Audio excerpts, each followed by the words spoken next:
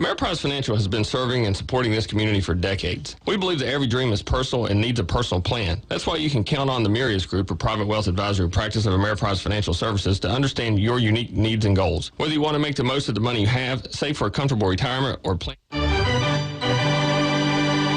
The following is a special sports broadcast presentation of Talk Radio WRNR Martinsburg. Play ball! It's time for the fun and excitement of West Virginia high school baseball. Today's game is being brought to you by Miller Honda, Cox Holiday Professionals CPAs, Brown Funeral Homes, Miller's Chrysler Dodge Jeep Ram, the Mirius Group and Ameriprise Financial, WVU Medicine Berkeley and Jefferson Medical Centers, Parsons Ford, Bechtel Jewelers, WH Miller Systems, D&N Auto, The Mortgage Center, the Hagerstown Suns, Haas's Steak and Sea, Bears Repair, The Final Score, and Atlantic Security. And now for the pregame show. Let's go out to the field and join our Talk Radio WRNR broadcast team.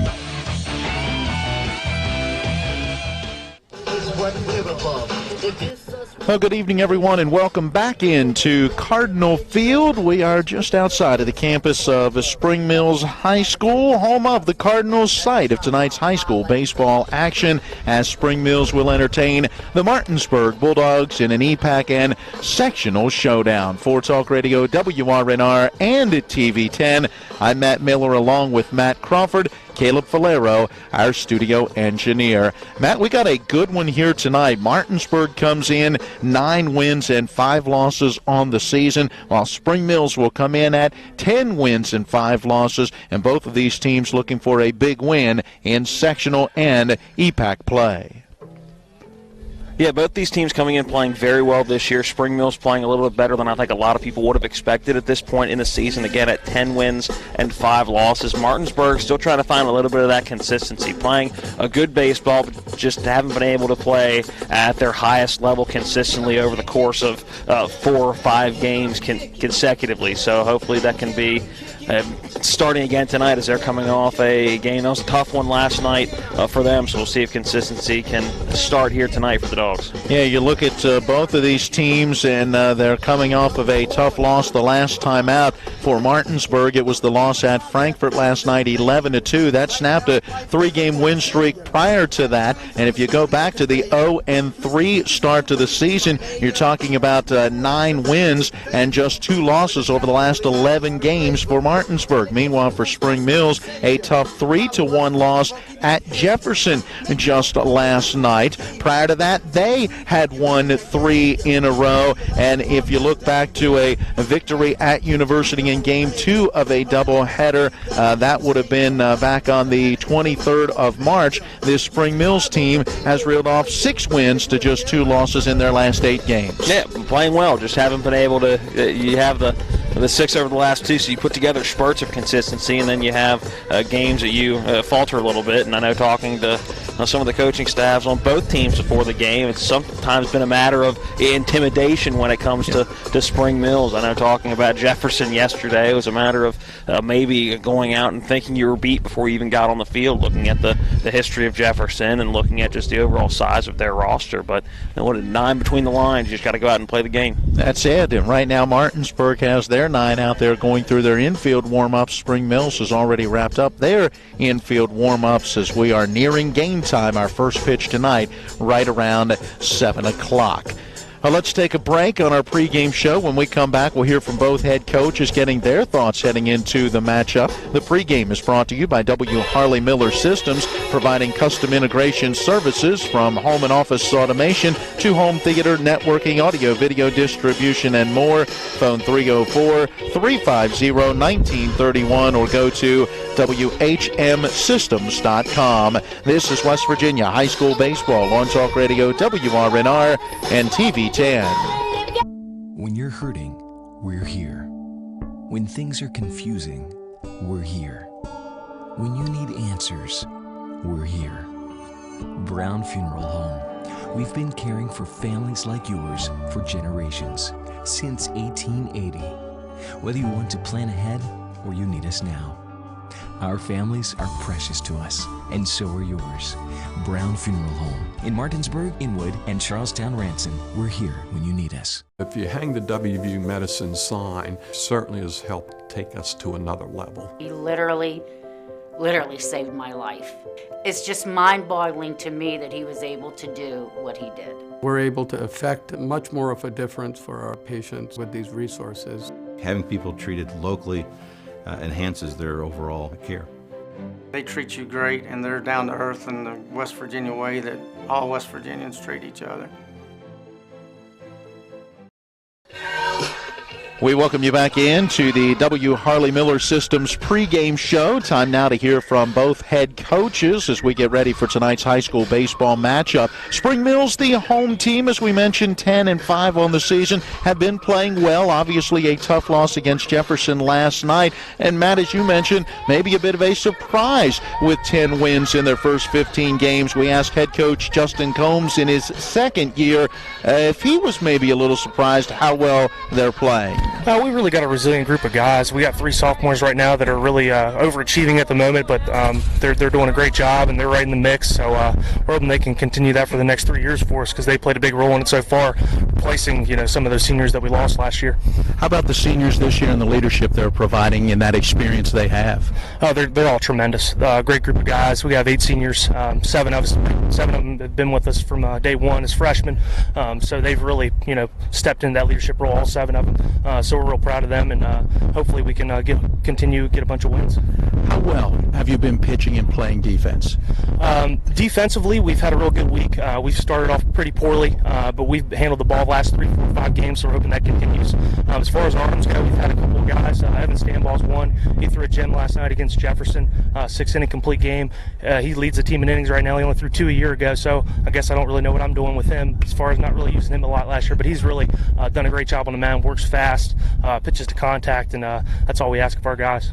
How about offensively? Are you seeing the bats come together and come to life the way you'd like? Oh, yeah. I think we've scored a whole bunch of runs. I think we're averaging close to 10 runs a game, so hopefully that trend continues. 1 through 9, I feel real good about our guys all the way through the lineup. Real balanced attack, so hopefully that continues as well. You're reaching that midpoint of the season, and you've already played many of the teams here in the section and the region. Now tonight you get Martinsburg. How important are these sectional games right now? Oh, they're all big for us. Like I always say, we just hope this momentum kind of carries us through, in early May, and we can kind of keep this thing rolling. But Martinsburg's a big one for us. These guys are all amped up and excited. We know that they came out of our region last year and represented our region in the state tournament, so we're hoping we can kind of take it to them tonight, and hopefully it happens. Coach, good luck. Thank you. Thank you. There you hear from Justin Combs in his second year leading the program here at Spring Mills. Let's bring Matt back on because you had a chance to talk with Aaron Byler of Martinsburg. Just got our conversation started. They come in at 9-5, and just where he sees his team at this point in the season. I don't think we're anywhere close where we want to be or where we need to be right now, but that's kind of the beauty of it. You got 32 games to figure it out, but we got a lot of figuring out to do right now. I know you've had some issues with not having a full roster for the majority of this season due to injury or other sports going on. Are you at full strength right now? Yeah, we're at full strength. We're ready to go tonight. We played a couple games there without Grant, without Ashton Stobbs and stuff like that, but we're finally full strength and ready to go, and everybody seems to be pretty healthy. So far this year, it looks like a pretty wide-open EPAC or region so far this year. What do you see in just Spring Mills and the entire EPAC as a whole? Start with Spring Mills. They're 10-5, and they're off to a pretty good start, and they got some pretty good wins. And Coach Combs seems to be doing a great job with them. So I think they're going to be, quite the challenge tonight. The EPAC as a whole, I think anybody can beat anybody on any given night, and you got to come to play. And if you don't, you're going to get beat. And everybody seems to have at least 1 or 2, and some teams 3 quality pitchers that can shut you down. Haven't looked at the lineup yet, but who do you have on the mound tonight? Ashton Staub's going to go for us tonight, so we got a ton of confidence in him, and hopefully he can come out there and throw strikes and make sure that hopefully the bats come alive a little bit when he can pitch with a lead. An April game, so that means there's got to be weather of some sort. Tonight, it's a lot of wind. How much does that play into effect? And you can't really practice unless there is wind, so how much does that make a challenge for you guys tonight? Well, it's not like we really practiced at all this year, to be quite honest, because we seem to be playing every day. But, we've kind of played in all the weather. We played when it was 30 degrees. We played in snow flurries. We played in a little bit of rain. We played in wind before, and I think there's been one day where we played where it was sunny and 70. But other than that, the weather's the weather. It's the same for both teams. Just kind of have to adjust and go with it. We darn sure can't make sure the weather or let the weather beat us. Coach, thanks for the time and good luck tonight. Thanks, man. So there you go, a chance to hear from head coach Aaron Byler of Martinsburg getting his thoughts heading into today's matchup. Well, we come back and put the finishing touches on our pregame show brought to you by W. Harley Miller Systems. Find them online at WHMsystems.com or phone 304-350-1931. We're back with the starting lineups after this. It's West Virginia High School Baseball on Talk Radio, WRNR and TV 10. Life can get in the way these days. We all know that. Work commitments, social commitments, volunteer commitments, family commitments. You put your heart into all of it. You've got enough to worry about already. Your roof shouldn't be one of those things. Everything should just work. But when your roof is in need of an upgrade, you shouldn't have to worry about that either. Modern Renovations, your 4-state roofing solution. Reminding you that home is where the heart really is. With 4 new car dealerships and 4 used car dealerships in 3 states, Parsons is the largest used car and fastest growing new car dealer in the tri-state area. Take Parsons Ford with huge savings on hundreds of new Fords, financing from 0%, Parsons' goal of financing for all, and Parsons' famous above-market trade-in allowances that help make Parsons #1 for used cars too. See why so many won't buy anywhere but Parsons Ford in Martinsburg. We became #1 by making you #1 first. Parsons. All right, we are back once again here at Cardinal Field, getting ready for today's action as the Spring Mills Cardinals will entertain the Martinsburg Bulldogs. Let's take a look at the starting lineups. They're being brought to you by D&N Auto Specialist, where honesty is their best policy. Get it fixed right the first time at D&N Auto, family owned and operated since 1974, specializing in exhaust alignments and tires. Call 304-267-4078, and you can set up your appointment. We'll start with the Martinsburg Bulldogs, who are 9-5 on the season, led by second-year head coach Aaron Byler, assisted by Kurt Zarnecki, Larry Cooper, Bo Bartley, Zeke Grissinger, Drew Sutherland, and Rick Alderton. For Martinsburg, shortstop Grant Harmon will be in the leadoff spot. He's followed by the first baseman Nicholas Wright. Batting third and doing the pitching will be Ashton Stobbs. The cleanup hitter is today's starting catcher Aaron Pearson. Batting fifth, playing third base, Trey Sine. The number 6 hitter is the center fielder Darrell Pope. Batting seventh, left fielder Cam Burnett. The number 8 hitter is the second baseman Ryan Barker, and batting ninth and playing right field is Austin Bartley. A 9-man starting lineup for Martinsburg, as they will not use a DH. So again, Harmon, Wright, and Stobbs, followed by Pearson, Sine, and Pope. Burnett, Barger, and Bartley round out the Martinsburg lineup, batting order, and starting lineup for this one. All right, let's go to the Spring Mills Cardinals, 10-5 on the season, led by second-year head coach Justin Combs. He is assisted by Cody Camby, Jordan Ambrose, James Barrett, and Doug Allen. For the Spring Mills Cardinals, it is Bryce Farrow in the leadoff spot, starting in center field. Batting number 2 and doing the pitching is Corey Hammond. In the number 3 spot, second baseman Tyler Gilpin. The shortstop is Tyler Moreland. He'll bat cleanup, followed by the catcher Evan Hertz. The number 6 hitter at first base, Aiden Moss. Batting seventh, left fielder Aiden Schenzel. The number 8 hitter at third base is Evan Stambaugh, and batting ninth and playing right field is Connor Gottholm. So again, that's Farrow, Hammond, and Gilpin, followed by Moreland, Hurt, and Moss.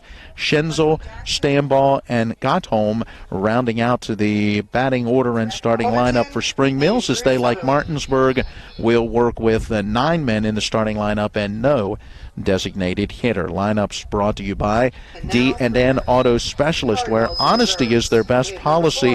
You can get it fixed right the first time at D&N Auto. Set up your appointment by phoning 304-267-4078. Martinsburg will be in the dugout off of the third base side, and they are decked out in the gray baseball pants with the black jersey tops, black lettering with thin white and orange around those letters, numerals on the fronts and the backs of those jersey tops. They wear the orange cap today with the, it looks like black bill, the black M outlined in white. Meanwhile, for the Spring Mills Cardinals, they're off the first base side dugout. They'll wear the white baseball pants and the kind of old St. Louis Cardinal jersey top with that light blue Cardinals across the front in red with the bat up over top and the 2 red birds on the bat. The numerals on both the front and backs of the jerseys. They'll wear the then darker blue baseball cap with the red bill and the white emblem for Spring Mills on the front of the cap. Looking pretty snazzy as they head out onto the field. It's an old school look. I'm a fan of it. Being a Cubs fan, you look at all the old footage of the Cubs playing the Cards, and a lot of times you saw those blue jerseys, the light blue jerseys on. It's an old school look. I like it. And you take a look at some of the guys, they went old school with the high pants. The stirrups. Yeah, yep. And the stirrups, and they look good with the red and then a little bit of a blue and white stripes. A woo. And the blue and white stripes, red stripes on those stirrups and socks. So, all right, the teams have taken to the field. We're going to pause for the national anthem here. We will be back with your opening pitch and all the play-by-play of West Virginia high school baseball on Talk Radio, WRNR, and TV 10. Ron Hawker here. You have no idea what Johnny's goes through to bring you the best seafood around. We have snow crab clusters, shrimp, crab meat, fish, all the best seafood you want at Johnny's. It's a tough job out here, but our customers are worth it. Johnny's with 2 great locations, 1456 Winchester Avenue, Martinsburg, and Route 11 south in Chambersburg. The National Maritime Center primary mission is to credential all U.S. mariners. We have approximately 250 employees here in Martinsburg, West Virginia. Most people aren't aware of the quality of life here in Berkeley County. We have a lot of employees that are from the area. We obviously have folks that have to do tours here, and it's kind of a little bit of a hidden secret of how nice the quality of life is here. It's the late nights. It's the early mornings. It's working in the sunshine and rain and snow. It's the dedication, the care, the hours of training that led to the winner's circle. It's our job, our passion, our lives. We are the Horsemen.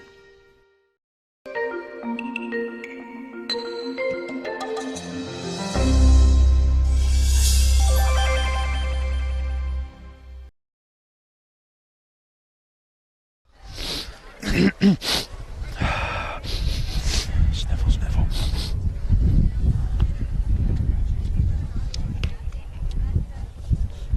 Well, we're back once again here at Cardinal Field, getting ready for today's baseball action. Along with Matt Crawford, I'm Matt Miller. Caleb Falero, our studio engineer, towing that pitching rubber and getting into his warm-up tosses is Corey Hammond. Hammond getting the nod today with Evan Hurt behind the plate. Aiden Moss at first, Tyler Gilpin at second. Tyler Moreland is the shortstop with Evan Stambaugh at third. Aiden Schenzel is in left. Bryce Farrow in center. And Connor Gottholm is the starting right fielder for Spring Mills. You were pointing out earlier a lot of similar names in the lineup and up and down that roster for Spring Mills. And just a quick observation. You have Aiden Moss at first, Aiden Schenzel in left, Tyler Moreland and Tyler Gilpin up the middle, so it'll be Tyler to Tyler turning the double play. And then you have Evan, spelled differently, however, Evan Stanball at third base, that's E-V-A-N, and then Evan Hurt behind the plate is E-V-I-N. And, of course, to round it all out, Matt here with you doing the ball game for you tonight. So a lot of similar names here at the Cardinal Field tonight. I'm looking through that Martinsburg lineup, and I'm going, I'm not seeing the same kind of thing. So. No, not quite. Well, our opening pitch is being brought to you by the Mortgage Center. They're on Edwin Miller Boulevard in Martinsburg. Hey, let Mark and Cheryl Savitt treat you like family. They'll do it with personal one-on-one service, walking you from application to settlement with low interest rates and great closing costs. Hey, don't let somebody throw you a curveball when it comes to your mortgage. Give them a call at 304-267-9040 or find them online. They're at mortgagefinancing.com. By the way, Buck Hoffmaster will be behind the plate, calling balls and strikes, heading up the two-man crew that will include Brian Collins as our base umpire. We saw Brian the other night as we did a game broadcast behind the plate. Oh, here we go as Grant Harmon steps into the right-hand batter's box in the first pitch of the game. A fastball on the inside corner for strike one, and our opening pitch coming at 6:59. Getting started a whole minute early here tonight. Trying to save that last minute of the sunlight. A right-hander to the plate. Off-speed pitch lined back into center field, and that one down quickly for a base hit. And that one actually getting past the center fielder Bryce Farrow and will go towards the fence. Harmon with very good speed heads towards third, and he'll get there standing with a leadoff triple. Boy, he put a charge into that one. It had a slice to it going away from Farrow, and as it hit that outfield grass, it skipped towards the fence. Well, right now the wind is blowing. Looking at the American flag out in the scoreboard in left field, the wind is blowing left to right across the field. So that ball tailing even more than it would coming off the bat and getting to the fence. And you get a ball to the fence, Grant Harmon with that speed is going to get all the way to third, and that's just what he did standing up. So he's in scoring position with the first pitch to Nick Wright, and it hits him in the back leg. That one was coming inside to the left-hand batter, and as Wright tried to get out of the way, it hit the back leg, and he'll take first base. He is hobbling just a little bit as he walks down there. From our angle, I'm a little blocked by the umpire on the left-hand batter. On the outside part of the knee. I thought it was around the knee right area, knee. Yeah. The outside of the right knee. So he's going to walk that one off for a moment down at first base as Martinsburg will have runners at the corners with nobody out, and Ashton Stobbs making his way to the plate. Looks like Nick Wright says he's okay. Looked over at the dugout off that third base side and kind of gave that little disco dance motion with his hands, a couple of fingers pointed out, basically rolling the hands over, saying, hey, let's go, I'm ready. So he'll get his position as Moss holds him on in the first pitch to Ashton Stobbs, a letter-high fastball for strike one. Stobbs comes in a .444 hitter, has driven in 15 on the season, and 16 just 90 feet away with Harmon standing at third base after the leadoff triple. Here's the next pitch, sharply hit on the right side of the infield, gloved by the second baseman, Tyler Gilpin. His only play was to first, where he gets Stobbs as Aiden Moss pulls in that throw. No chance to get Harmon, who was breaking from third on the crack of the bat, and Nicholas Wright got a pretty good jump as well, so no chance to get the out at second. So Harmon scores to make it 1-0 Martinsburg. Wright now stands at second. Stobbs gets his 16th run batted in on the ground out 4-3. Now it brings up Aaron Pearson, and he'll look at strike one. Well, so far, Hammond's pounding the strike zone, has not thrown a ball out of the strike zone yet, but already one run across and only about 6 pitches thrown now here in the first inning, and another runner in scoring position for Pearson, who comes on a .343 hitter with 8 RBI on the season. The right-hand batter slightly choking up on the bat, swings and fouls this 0-1 pitch into the netting straight behind the backstop. As long as he keeps him to the right of our broadcast position, we are okay. Yeah, this is one of the screens in front of us that relatively new and high screen, but unfortunately when the wind gets it, which it's a little windy here tonight, it likes to lift up about 4 inches, just enough to have a baseball possibly come underneath. Well, the 0-2 pitch missing high and outside. Pearson now has the count at 1-2 strikes. That's a good 0-2 pitch for Hammond. Try to get Pearson to chase. Hadn't thrown a ball yet in this one, so hitters are going to be eager up at the plate. Now 1 ball, but that one hit Nick Wright. Now that 1-2 delivery line towards the second baseman. He'll play it on a hop as Gilpin is able to knock it down, pick it up, and make the throw in time to get Pearson at first. That was that quick sinking liner where Gilpin had to make up his mind, do I stay back or come in? He took that step in, caught that in-between hop, took it off the body, but was able to recoup and get the out at first. Nicholas Wright now stands at third. Yeah, he did a good job, did Gilpin. A lot of guys will try to come up on that on one side or another and try to get that hop. He knew it was going to be an in-between hop and just made sure he got his body in front of it in plenty of time at second base to make the throw over to first. First pitch to Trey Sign is outside and low for ball one. Sign, a junior, third baseman in the number 5 spot in the order. 2 outs, another run just 90 feet away with Martinsburg leading 1-0 here in the top of the first. The 1-0 pitch on the way to the plate. Swinging a hard hit ball right back through the box. That one's into center field for a base hit. Sign, who is leading this team with 16 runs batted in, picks up number 17 with that RBI base hit up the middle. It'll score right from third, and Martinsburg now leads 2-0. Talking to Martinsburg head coach Aaron Byler before the game got started today, he said one thing they'd struggled with this year was coming up with clutch hits, and already a couple of, not necessarily hits, that was a clutch hit, but at least putting the ball in play in clutch situations and scoring runs. Well, and Darrell Pope going to keep that hitting parade going as the center fielder and number 6 hitter turns on the first pitch he sees, and he hits it very sharply between the shortstop and third baseman. That one into left field will be the third hit of the inning, and with 2 outs and 2 already in, Martinsburg has runners at first and second.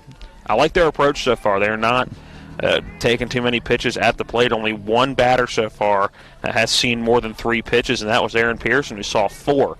So eager at the plate and eager to swing the bat. So Cam Burnett to the plate, backs out of the way of ball one that misses high and inside. Burnett, a senior, starting left fielder, number 7 hitter in the order.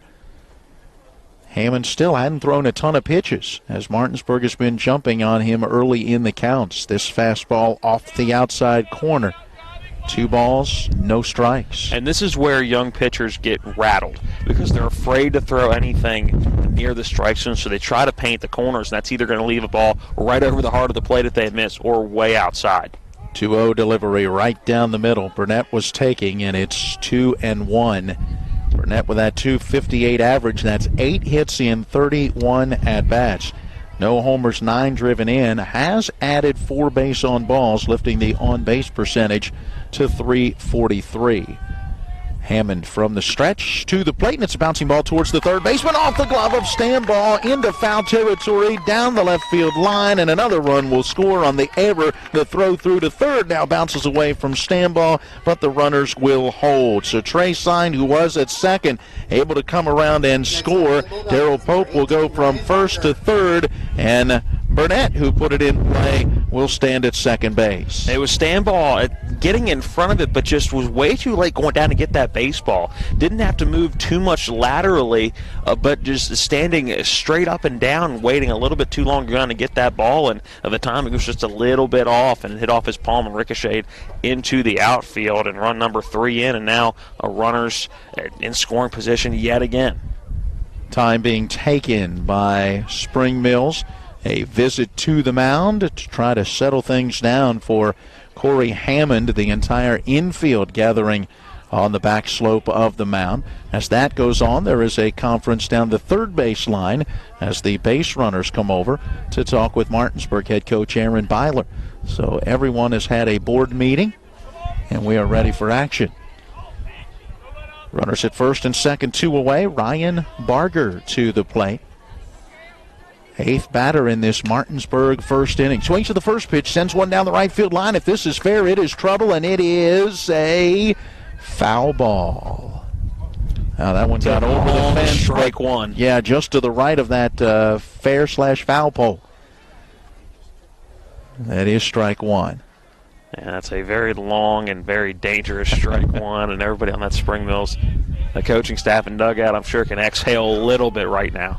Already a 3-0 Martinsburg lead, threatening for more with 2 away. Hammond looks at the runner at second now to the plate, and the pitch just misses inside. 1 ball, 1 strike. That had a lot of late break on it. Barger had already given up on it, and it just missed that inside corner. Barger with 6 hits in 26 plate appearances. That's a .231 average. Fouls this one out of play, first base side. Now 1 ball, 2 strikes.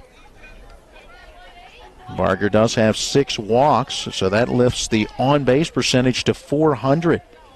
He's also struck out 13 times. Wants to put it in play here with 2 on and 2 outs and a 1-2 pitch to the plate, and he'll again foul it out of play down that right field line. Going the other way. Almost had an opposite field home run on the first pitch of the at-bat. Has fought off the last couple, and now that 1 ball, 2 strike pitch due. Here it comes, and it's a line shot back through the box into center field for a base hit. Pope will score. Rounding third, here comes Burnett. He'll score without the benefit of a throw. That is a 2 RBI base hit for Ryan Barger. He now has 7 runs batted in on the season, and Martinsburg has put 5 on the board here in this first inning. And 5 on the board in the first inning, so a phenomenal start, but also 3 of those runs have now come with 2 outs in the inning. It was a ground out by Aaron Pearson, the number 4 batter in the lineup, and since then it's been a single by Trey Sign, a single by Darrell Pope, Cam Burnett reaching on an error, and then a 2 RBI single for Barger. So they've utilized the 2-out rally, if you will, here in the first. It'll bring up Austin Bartley, right fielder and number 9 hitter in the order. And he takes strike 1. Runner with his lead at first. There he goes as the pitch to the plate. Misses down low, and not even a throw by the catcher, Evan Hurt. Had no chance to get him as Barger got a great break. 1 ball and 1 strike. Now the count. Another run in scoring position after that stolen base. The 1-1 pitch hit on a line, but right at the second baseman, Tyler Gilpin took a step to his left and made the head-high grab to retire the side. The damage was done. 5 runs in the inning, and as I just said, 3 of those coming with 2 outs, so a good 2-out rally for the Bulldogs, and a great first inning, and Spring Mills is going to have to figure out how to retaliate here in the bottom of the first inning. Yeah, the Dogs send 9 to the plate in their first at-bat, and after a half an inning, it is Martinsburg 5, Spring Mills coming to bat.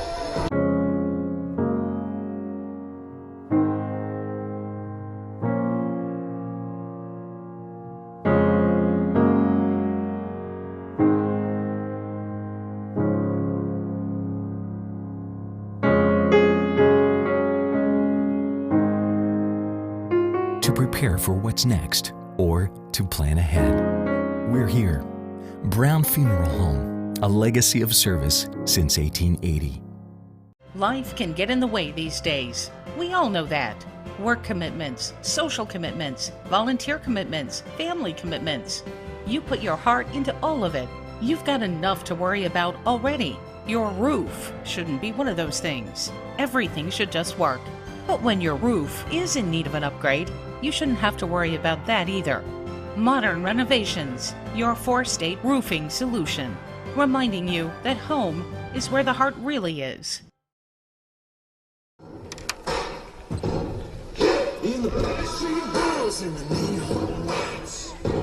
All right, we go to the bottom half of inning number 1, and Spring Mills in need of runs, trailing 5-0. Bryce Farrow, Corey Hammond, and Tyler Gilpin, the 3 to face Martinsburg starter Ashton Stobbs, his 4th game and his 4th start of the year.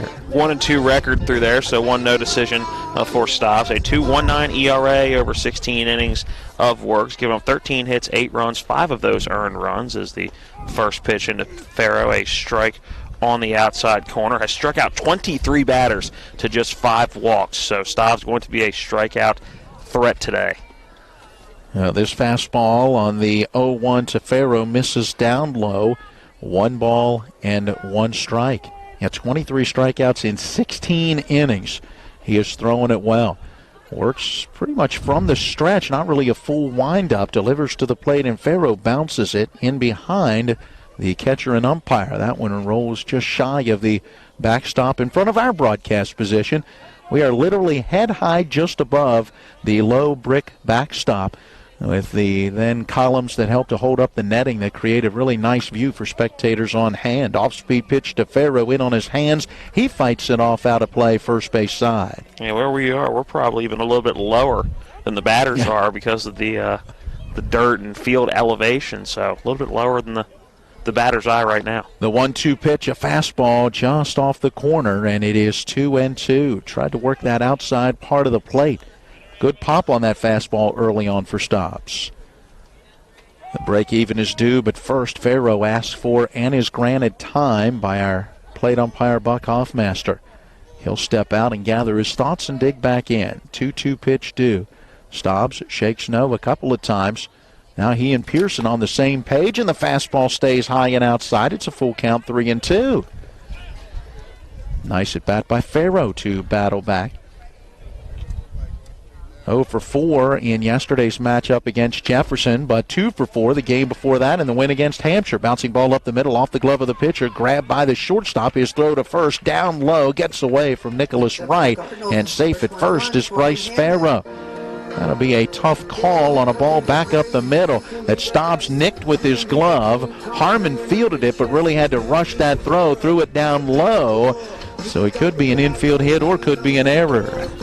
I'm going E6 on that one because the ball was there before the runner.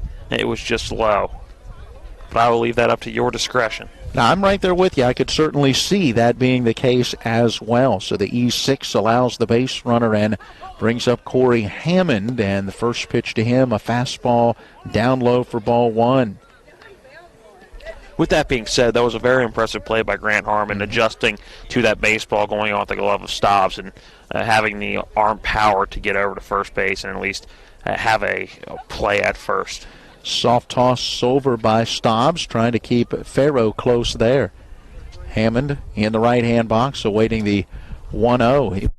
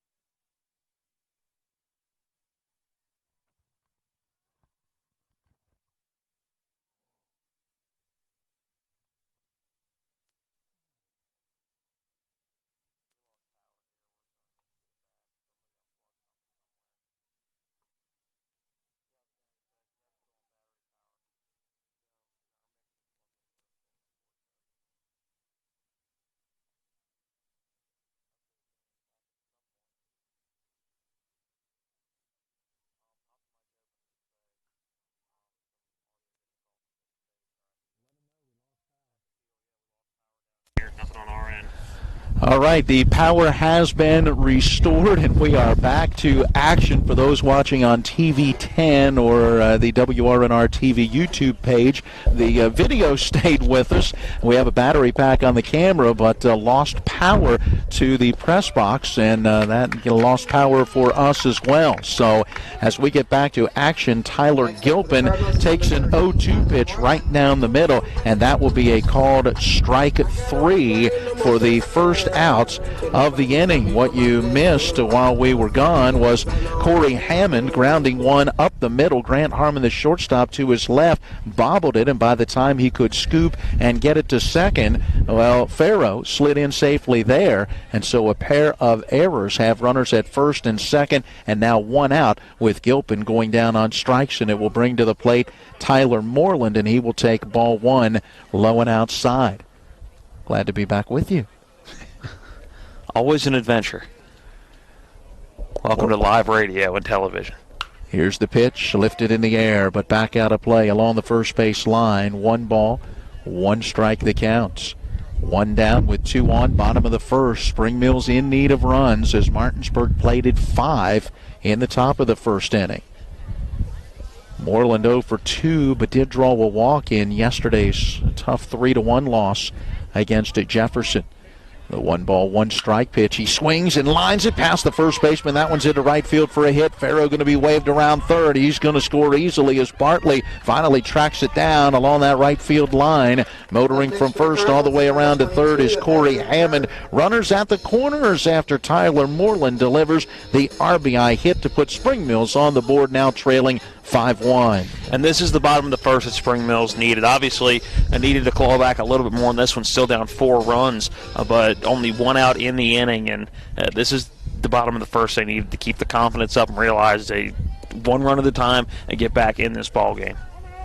Now, what did we hear from Justin Combs in the pregame interview when I asked about the bats? We've been swinging it pretty well, averaging right around 10 runs a game, and so those bats coming to life here, putting it in play, taking advantage of a couple of errors. Another sharp hit ground ball on the right side of the infield, past Ryan Barger. The second baseman to his left couldn't get it, and now Bartley in the outfield has trouble with it. Center fielder Darryl Pope has to range over into the gap to scoop it up. By the time he can, easily Corey Hammond is able to score, and Tyler Moreland going to head around as well. 3 runs now on the board for Spring Mills, trailing 5-3. Well, we're going to have a shootout today or what? It sure looks like it.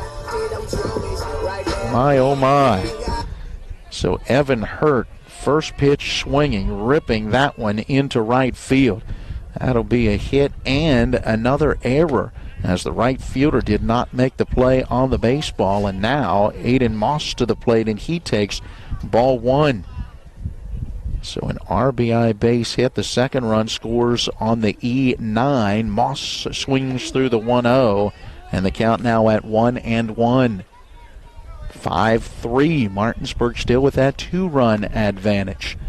Started out a very pleasant afternoon, certainly for the JV game weather-wise, or temperature-wise, I guess I should say, as the breaking pitch misses high and tight to Moss, now at 2 balls and a strike.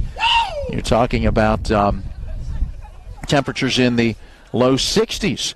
Wind was certainly a factor in that JV game. The wind is dying down, thankfully, because as the sun sets, you can begin to feel that temperature dipping a bit as well. Moss watches a fastball. This one stays high, and it's now at 3 balls and 1 strike. Got a runner at second base. Just 1 out in this bottom of the first. A swing and a foul tip held on to by Aaron Pearson, the catcher. It's now full to Aiden Moss at 3-2. Aiden Schenzel due next in this Spring Mills batting order. Moss a hit and 2 at-bats yesterday. 3 hits in his last 6 at-bats over the last 2 games. Fouls this 3-2 pitch out of play, first base side. Moss drove home the game winner in the 7-6 victory against Hampshire just a couple of nights ago. Slightly open stance for the right-hand batter. Here comes that payoff again, and it's grounded towards the hole. A backhand attempt for Harmon off his glove and out into shallow left field, and all hands are safe. Evan Hurt will, well, I think it's a courtesy runner for Evan Hurt, who moves from second to third while Moss reaches at first. We would have that now as the 4th error in this first inning for Martinsburg. And the 3rd on shortstop Grant Harmon, so not a inning that Harmon is going to want to remember. So that's going to bring Kurt Zarnecki out, and he will have a conference with pitcher and catcher Ashton Stobbs and Aaron Pearson. Yeah, you're talking about Farrow reaching on an error. Hammond reaches on a fielder's choice, but the error allowed Farrow to reach safely at second after the strikeout of Gilpin. An RBI single from Tyler Moreland was followed by the RBI single from Evan Hurt, and error on the right fielder at the end of that play, allowing another run to score. And now you've got an error that has put runners at the corners. Again, still just 1 away. 5-3 Martinsburg with a 2-run lead, but Spring Mills threatening 4 more. And Aaron Pearson going through some signs out in front of the plate as the catcher signals the defense with runners at the corners. And now he gets back behind the plate, and Aiden Schenzel stands in. Another right-hand batter. Pitch to him, and he lifts it in the air down the right field line. This could be trouble. Long run for Bartley. He's not going to get there, and it is a fair ball. That is a base hit. A run will score. Moss will stop at third as he goes from first to third on the RBI base hit from Schenzel. That's a single, putting runners again at the corners, and now a 5-4 Martinsburg lead. Quite an offensive show for a night that you wouldn't expect the bats to be where they were. Again, turning into a somewhat chilly night, the wind blowing. You'd expect this to be a low-scoring game where the pitchers were firing on all cylinders, and right now that's just not the case. Already 9 runs through not even a full inning. Yes. Yeah, still just 1 out with runners at the corners. Evan Stambaugh to the plate, swings, pops it up right around the plate and up the third base line, reaching out for that one, and trying to make that grab was Aaron Pearson. It came off the catcher's mitt and then hits the ground, where Ashton Stobbs plays it on a bounce, and Stambaugh gets new life.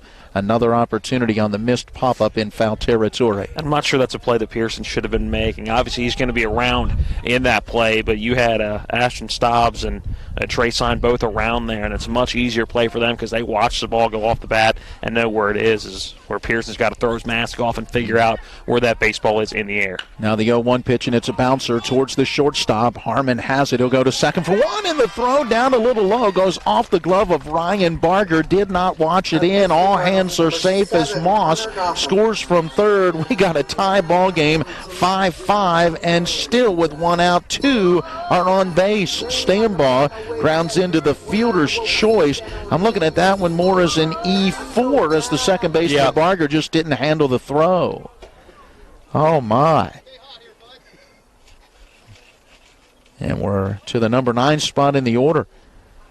Connor got home to the plate. He swings at the first pitch, pops it up on the infield. The second baseman is there, and Barger will make the grab. Next is number 3. Almost right at him. He just had to come in a few steps, maybe one to his right, and then wait on that pop-up to come down for the second out of the inning. Scratch out that 2 and make it a 1. As we'll go back to the top of the order, and it'll be Bryce Farrow coming to bat, a 7-pitch at-bat earlier this inning, as he was the first to reach on an error. The first error of what has turned into what we have is now 5 here in the bottom of the first. Came around to score the first of the 5 runs on the board. Brand new ball game, tied at 5, and Farrow gets a piece of that first pitch, fouling it off for strike 1. 1, 2, 3 hits in the inning. Couple of fielder's choice balls as well put into play, but again, Martinsburg could not make those plays with the, as you mentioned, 5 errors. You don't want that many in a game, let alone in a you don't want that many in a week. Yeah. Let alone in and just like you said, a half inning. As you see, looking down the third base line, head coach Aaron Byler just kind of leaning back on the bucket, just hoping that this inning can get over as quickly as possible, because then not really a whole lot as a coach you can say after an inning like this. Just, hey, guy, you know how to play the game. You just got to go out and play it. Well, let's clean it up. Get the offense going again in the second. First, you got to get out of this inning. Bouncing ball again towards the shortstop. Head-high hop for Grant Harmon. This time, he's able to get it to Barger on the underhand toss. Stambaugh is erased at second base. That out will go 6-4, and it will be the final out of the inning. So Farrow bounces in to that fielder's choice. It finally ends the bottom of the first, but the damage done. 5 errors and 3 base hits, leading to 5 runs for Spring Mills, and we'll go to the second, all knotted up at 5. If you're not progressing in healthcare, you're falling behind. W Medicine has planted itself here, and they're the first university that I've found who wants to take ownership of this population of Western Maryland, Southern Pennsylvania, Eastern Ohio, and the good people of West Virginia. And it's really refreshing to see. I was able to do things that the patients were going away for, which is good for the patients, and it's good for us because we have more resources. Certainly has helped take us to another level.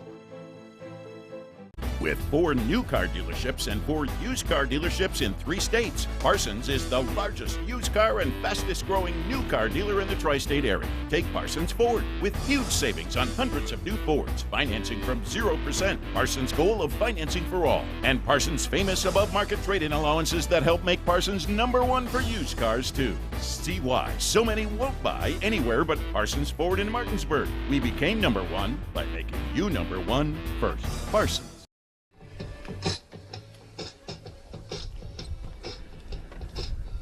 Well, here we go to the top half of inning number 2. A 5-5 tie between Martinsburg and Spring Mills. Back to the top of the order for the Bulldogs. Grant Harmon, Nicholas Wright, Ashton Stobbs to face Corey Hammond, who in the first inning threw 24 pitches, but it wasn't like he was wild. 17 of those were for strikes. He did hit one batter, but that was on the very first pitch of the at-bat. It was just a matter of Martinsburg really jumping on those pitches in the strike zone for Hammond as the Bulldogs scored their 5 runs on 4 hits. Well, for those of you who like offensive ball games right now, we're on pace to go into the bottom of the 7th and go into extra innings with a 35-35 tie as Grant Harmon takes ball 1. I think things will eventually settle down. Perhaps even in this half inning. You would hope. Harmon taking the next pitch off that outside corner. 2 balls and no strikes, and now the count. Harmon had a triple into that gap in right center field. His first time up, a low line drive that shot past the center fielder and into that gap. Pop up on the right side of the infield on the 2-0 pitch, and Tyler Gilpin waits for it, and the second baseman pulls it in. He was just a step or 2 from getting into that outfield grass as he made the catch for the first out. And a big first out. Last inning, they didn't get the first out until Ashton Stobbs grounded in to a 4-3 out. It was a triple and then a hit by pitch to start the first inning, so already a little calmer than Hammond started the game. Brings up Nicholas Wright. First pitch swinging. He'll ground one towards the second baseman. Gilpin has it, makes that throw to first. And just like that, 2 up, 2 down. It's taken only 4 pitches to get the first 2 outs. And Matt, are you noticing a trend here? Let's go back to the first inning. Ground ball out to second. Ground ball out to second. Line out to second. Second inning, pop out to second. Ground out to second. Gilpin is keeping busy. I was going to say, Tyler Gilpin is going to be busy today at second base. He may be setting a record for putouts in a game as Ashton Stobbs takes low and outside for ball 1. Stobbs had an RBI ground out to second back in that first inning. Looks at this fastball that stays high, and it's 2 balls and no strikes. Corey Hammond looking to settle down to a point where he could set down the side in order in this second inning after facing 9 batters in the first. Here's the pitch. Wow, that one sharply hit right past him into center field for a base hit. He barely had time to react to that one as he kind of jumped out of the way and tried to put the glove down, but it had already skipped off the front slope of the mound and gone out into center field. Yeah, that was a rocket off the bat of Ashton Stobbs. And sent it right back where it came from, just to the left of the mound, and sent it right into center field for a 2-out single. And remember, in that first inning, there were 3 runs scored with 2 outs, so the Dogs not afraid to swing the bat and do some damage with 2 outs in an inning. Aaron Pearson to the plate, looking for his first hit. What did he do his first time up? Grounded out to second. All the balls are going that direction, right? Quick toss over, trying to keep Stobbs close. Means that a lot of these right-handed batters are late on pitches. And the first pitch of the at-bat on the inside corner as Pearson takes strike 1. Trey Sign due next. Should Pearson keep the inning going with 2 outs and a runner at first? Nice breaking pitch. Yeah, breaking pitch that finds that inside corner, and just like that, it is 0-2. I believe that's a number 3 on the jersey of our runner at first. So Trenton Sherman serving as a courtesy runner for the pitcher Stobbs. And here's a snap throw behind that runner at first, and a good dig by Aiden Moss to get in front of that baseball and knock it down. He'll pick it up in foul territory as Sherman got back in standing. A ball in, 2 strikes now to Aaron Pearson.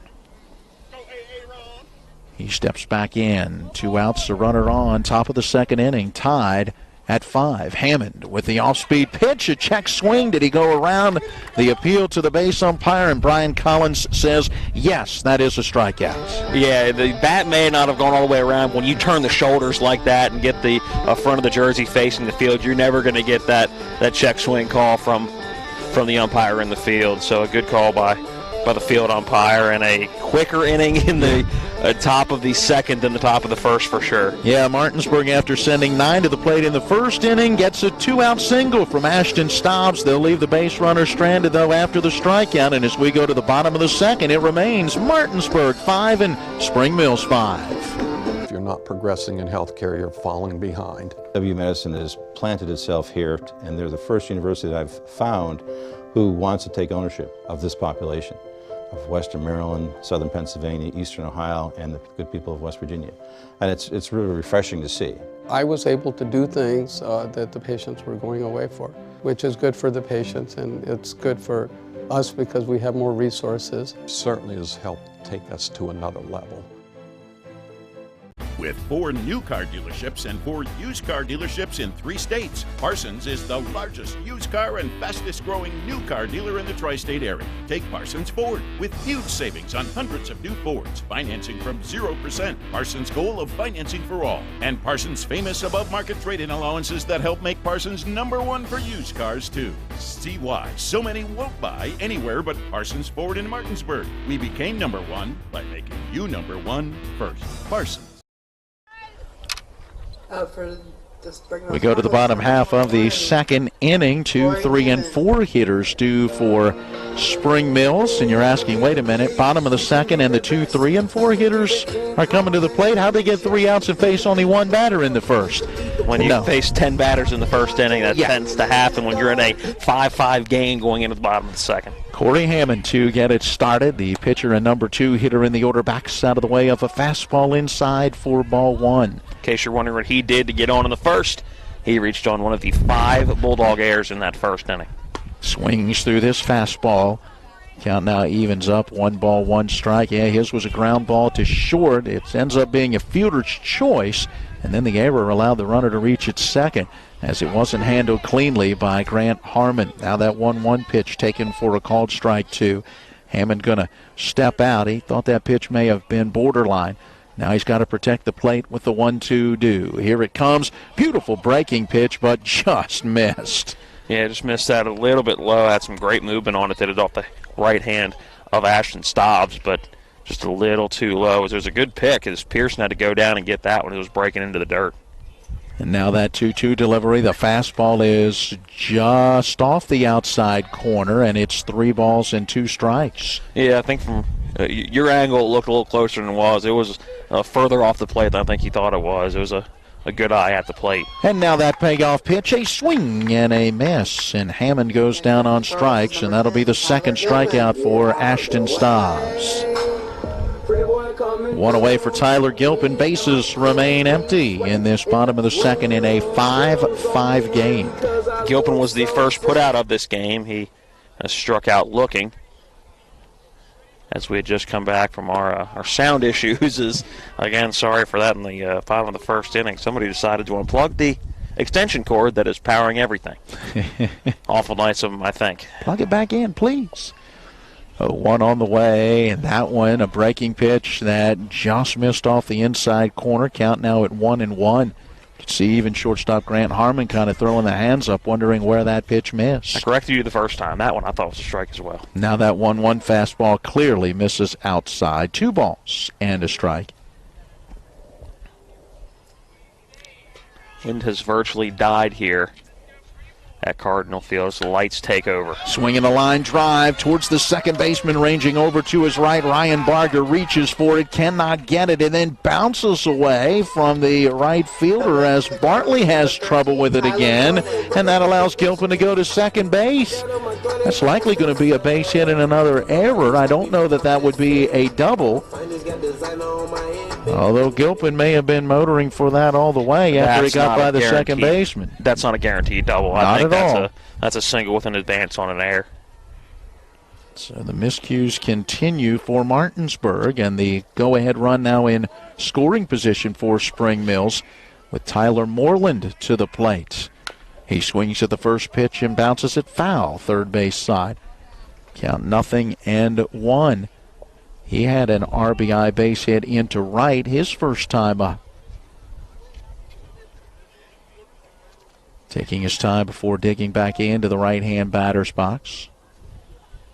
Stobbs looking in at Pearson. Stobbs threw 28 pitches. 20 of those were for strikes in that first inning as again Spring Mills put him in play. Breaking pitch high and outside. Oh, pardon me. Yeah, it was a strike. Late call. That was a late by call. our home umpire, So but that was a strike on the outside part of the plate. So 0-2 with that pitch on the outside corner. Now let's see if Stobbs can put him away. And there is that breaking pitch. Again, a swing and a miss. And Moreland does go down on strikes. 2 Ks in the ball game. 2 in the inning. 3 in the ball game now for Ashton Stobbs. 2 outs with that runner at second. And here comes Evan Hurt. Hurt had an RBI single his first time up. Right-hand batter awaiting as the right-hand pitcher comes set and delivers, and here's a ball hit into straightaway center field. Moving back on it, reaching up and making the grab is Darryl Pope. He got a good read on it off the bat. He did. I was questioning. His first step was in. Usually as an outfielder, your first step's at least a half step back, but Pope did a good job adjusting and camping right under it in a much quicker inning also on this end in the bottom of the second. So both teams settling down a little bit after 5 runs apiece in the first. I told you it wasn't going to be 35-35. I was looking forward to it. A 1-out single for Spring Mills, but they'll leave that base runner stranded, and we will go to the third when we come back, still tied at 5. 14-42. 1, 2, 3, 4, 5, 6, 7, 8, 9, 10, 11, 12, 13, 14. So it's 42. 2 Ks. No walks. 1 left on. It was in scoring position. 1 error. 1 hit. No runs. Fantastic.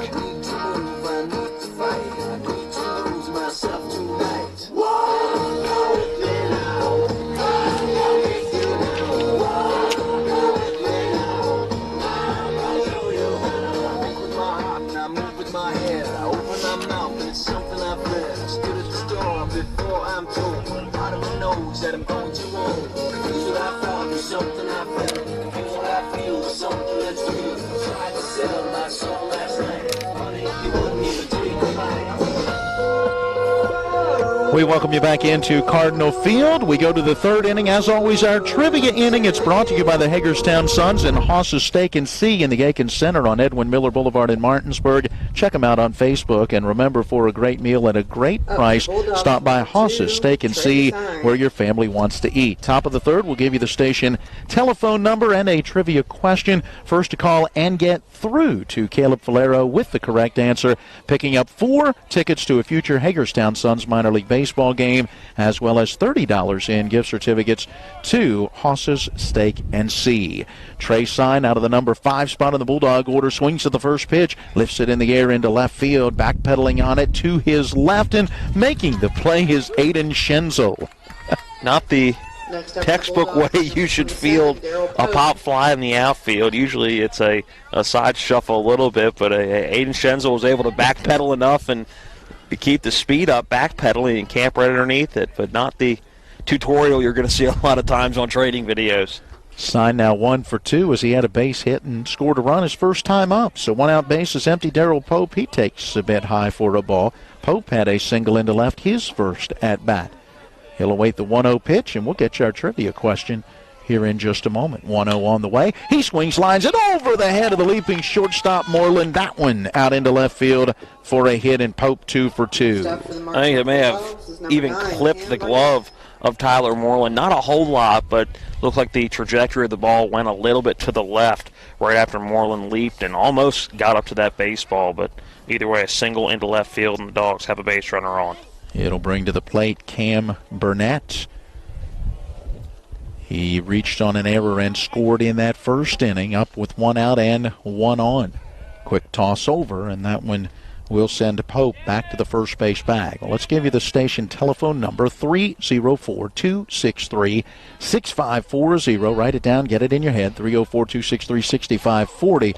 We'll give you the question right now as the first pitch to Cam Burnett in there for strike one. All right, Major League Baseball honors the late Jackie Robinson for breaking the color barrier in the game with his number 42 retired throughout the league, and also a special day each season to remember him. Burnett takes this pitch up and in, 1 ball, 1 strike. Today's trivia question, on what date each year does Major League Baseball observe Jackie Robinson Day?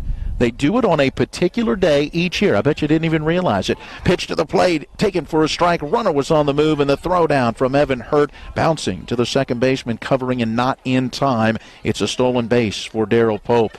Puts himself into scoring position with the count now at 1 ball and 2 strikes to Cam Burnett. So one more time, on what date each year does Major League Baseball observe Jackie Robinson Day? Pitch missing outside as the count goes to 2 balls and 2 strikes. 304-263-6540 is the station telephone number. First to call and get through with the correct answer, picking up the Suns tickets and the Haas's gift certificates. By the way, if you're a past winner in one of our prior games, as the pitch is bounced foul off the front foot of Cam Burnett, that one hurts on a chilly evening, and he'll walk it off up that third base line. We're waiting on our tickets still from the Hagerstown Suns. They'll be on the way, and if you're a prior winner, we'll get those mailed out to you just as quickly as we get those in. The Suns, by the way, open tomorrow night. Tomorrow's the 4th, but they open on the road before their home opener at Municipal Stadium in Hagerstown next Thursday. That would be the 11th. Pitch to the plate, and it is popped in the air down the first base line. A long run for Connor Gotholm, the right fielder. He'll run out of room as this one's out of play, and it holds it 2-2. Caleb Valero at the studio. Caleb, give me a text with the winner once we have one, and I'll let everyone know who that winner is. Bottom half of the third inning will give the answer to the trivia question. 2-2 breaking pitch stays high and tight. It's a full count now at 3-2. And until I know we have a winner, we'll go ahead and keep that question out there. Again, today's trivia question, on what date each year is Jackie Robinson Day in Major League Baseball? Burnett with a swing and a miss and a high fastball on this 3-2 pitch, and he goes down on strikes for the second out of the inning. 2 Ks in the ballgame now for Corey Hammond, and I think both pitchers beginning to settle in. Yeah, again, you said at the top of the second inning, it was bound to settle down a little bit. It wasn't going to be 5 each inning, but it took a little bit longer on a cold night to settle down, and the colder it got, the better these pitchers are throwing. Usually it's, the warmer it is, the better these guys are going to be tossing. Ryan Barger, the batter, and he will take the first pitch and now swing through this next pitch. I would have the count, according to my book, at 1-1, and now it does change on the scoreboard. So the 1 ball, 1 strike pitch due to the plate. Popped him up, first base side, making his move over towards the fence, and right at the edge of the dugout goes Aiden Moss, and it just gets back out of play. Now that's the Spring Mills dugout off that first base side. He went right up to that fencing, looking up, but it went out of play just beyond the dugout. Yeah, an interesting look here at Cardinal Field. It starts out with a lot of foul territory. As it gets closer and closer to that foul pole down the line, just less and less of foul territory to have to cover. The 1 ball, 2 strike pitch. Here it comes, a line drive into right field, dropping quickly. That's a base hit. Pope with good speed rounds third. He's going to head for the plate. Here comes the relay throw, and it will not be in time. He'll score standing as Martinsburg takes the lead on a clutch 2-out RBI hit from Ryan Barger. His 6th run batted in on the season, and the Bulldogs lead 6-5. Yeah, the stolen base by Darrell Pope looking a lot bigger earlier in this inning, putting him in a scoring position. And then with 2 outs, the minute that ball came off of Barger's bat, Darrell Pope was moving. Good base running by Pope, and no doubt send him, Pope, with some speed on the base paths, and the Dogs regain the lead 6-5. So it brings up Austin Bartley out of the number 9 spot in the order, 0 for 1 with a line out to the second baseman his first time up.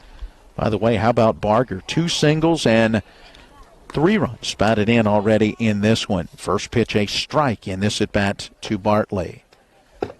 Still waiting on a winner with our third inning trivia, or do we have one? Hang on just a moment. Runner is on the move with a pitch to the plate. A swing and a miss at this one in the dirt. No contact made, and so it will be an easy stolen base for Barger without the benefit of a throw.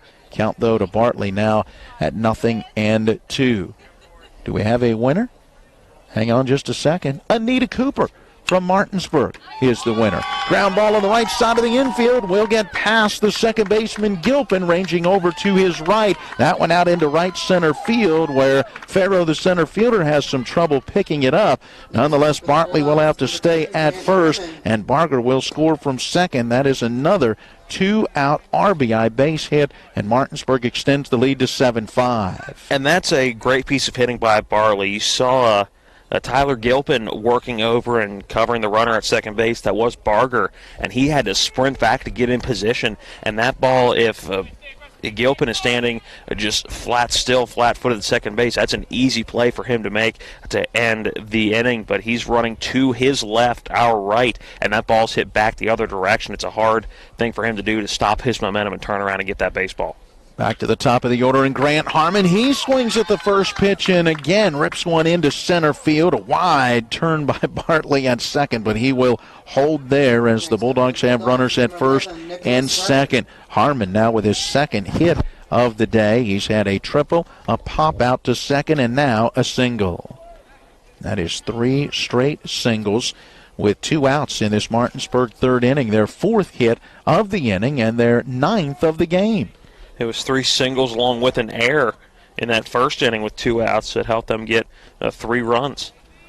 3 of their 5 runs, that was, in that first inning. Nicholas Wright, swinging through the first pitch, is down in the count 0-1. He's up for the third time, has been hit by a pitch and scored a run, and has also grounded out to second base. Martinsburg put 5 on the board in that first inning. They have put 2 more on the board in this third to lead 7-5. Right out in front of that pitch, and the count now 0-2. Yeah, chasing an off-speed pitch low, ended up in the dirt. But I think Nicholas Wright had his mind made up. He was going after that pitch the minute it left Hammond's right arm. 0-2 delivery, hit high and deep down the right field line. This could be trouble. Will the park hold it? No, it won't. It's a home run off the bat of Nicholas Wright, and that'll be a 3-run blast that will score Austin Bartley, Grant Harmon, and Wright will bring himself around with his 2nd home run of the season. What a hit by Wright. Got out in front of that one, and the left-handed batter just drove that one. Was early on the pitch, drove that one to right field about, what would you say, about 4 feet to the left of that foul pole in right field, but the ballpark did not hold it in, and he touches them all and makes the score 10-5. Here in the top of inning number 3. Well, what wind is still blowing here is blowing out towards right field. No doubt helped to carry that one, but he put a charge into it with 3 runs batted in. Right now has 14 RBI on the season. Martinsburg has plated 5 runs in the inning and now leads at 10-5. And it is the 2nd time in this game they've plated 5 in and at bat. And this is the, now with that home run, now with 2 outs in this game. Again, we're only in the top of the 3rd inning and not completely through it yet.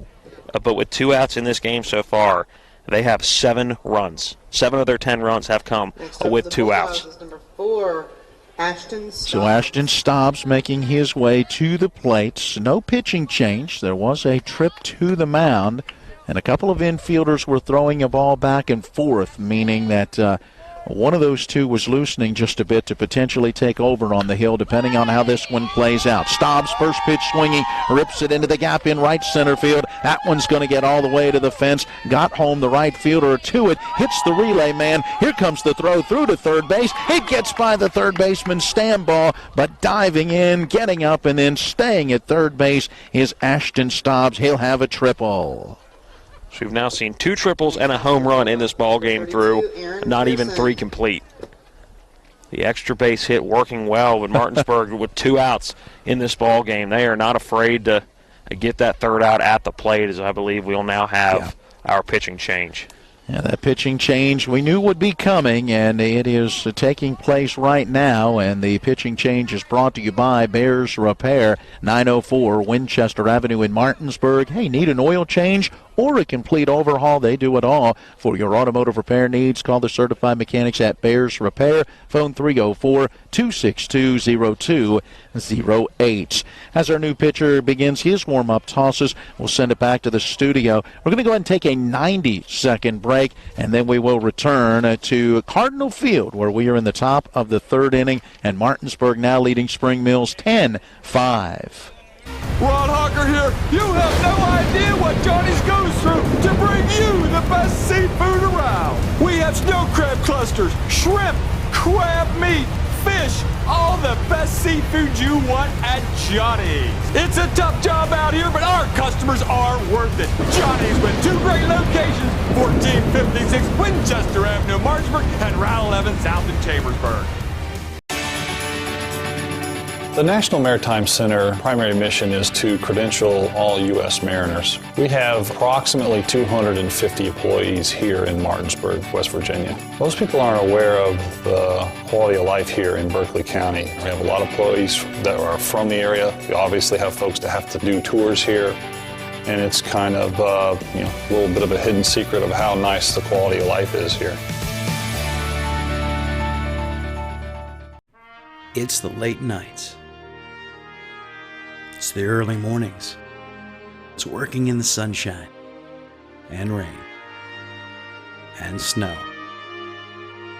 It's the dedication, the care, the hours of training that led to the winner's circle. It's our job, our passion, our lives. We are the horsemen.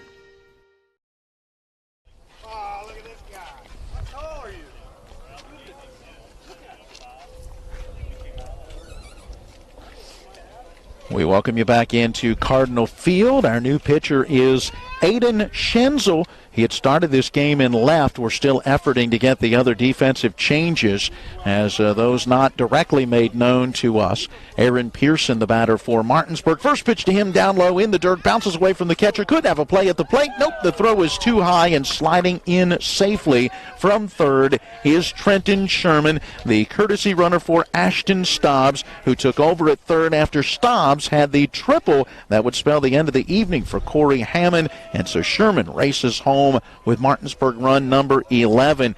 And now you can officially close the book on Corey Hammond, who will be responsible for 11 runs on 11 hits in 2 2/3 innings with 2 strikeouts, no walks, and 1 hit batter. Not all of those earned runs, not all his responsibility.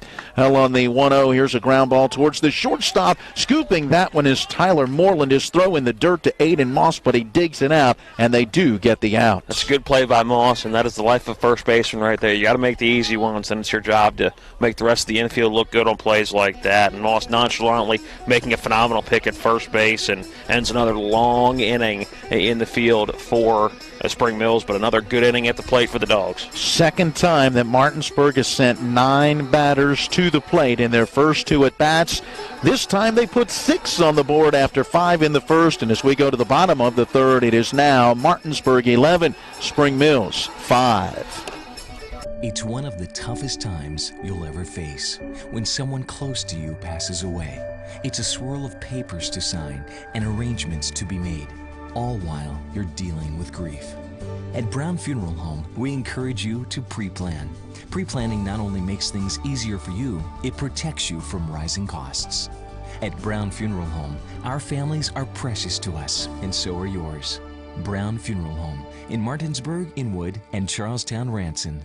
The level of care that I got at WVU Medicine was top-notch. If you're not progressing in healthcare, you're falling behind. Is really an integration, looking at a clinical care network, looking at the good people who can help push the envelope and raise the bar for delivering a quality healthcare product. To have my life back is absolutely a blessing. I am beyond thankful for WVU Medicine. I absolutely 100% have my life back. All right, we go to the bottom half of inning number 3, and a lot of scoring in this one. Martinsburg with the 11-5 lead. Let's see if Ashton Stobbs can come out and have a strong third like he did in that second inning, where he gave up just a one-out hit, but retired the other batters that he faced. It's my 35-35 game still possible again? Up to bat for the I guess anything's a possibility. It's high school baseball. Right? You really can't predict anything. Hayden Moss will be the batter out of the number 6 spot in the order to get things started in this bottom of the third for Spring Mills. Moss reached on an error and scored his first time up. The right-hand batter swings and may have gotten just a piece of that one. If not, it popped out of the mitt of the catcher Pearson, went right over the head of our plate umpire. And the count 0-1. Hayden Schenzel, Evan Stambaugh due next in the Spring Mills order. 6, 7, and 8 hitters. Stobbs to the plate, and the pitch popped foul back out of play. Count at 1-1 strike. We'll get to the answer to our third inning trivia. Make that 0-2. 0-2, pardon me. Thank you very much. I marked it 0-2. I just didn't speak it that way. I know sometimes the brain and the mouth don't like to work together. Especially after a short night. This pitch works low and outside. Moss lays off. There's that ball you were looking for. A ball and 2 strikes.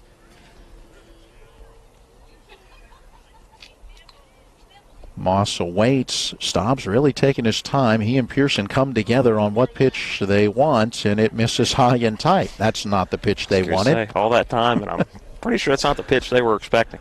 Ball 2. 2 balls. 2 strikes.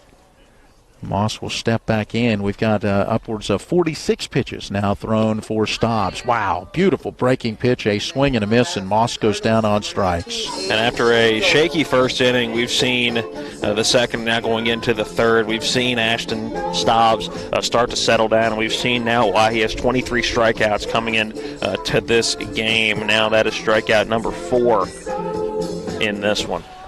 Hayden Schenzel to the plate. 1 out, base is empty. First pitch to him. Fastball that just misses high, ball 1. Interesting choice of walk-up music. Little Rod Stewart, I believe that was. That's your generation, isn't it? That's your era. Thank you very much. RBI single already in this one for Schenzel. Up for a second time. Ahead in the count now. 2 balls and no strikes. Stobbs misses down low with that pitch.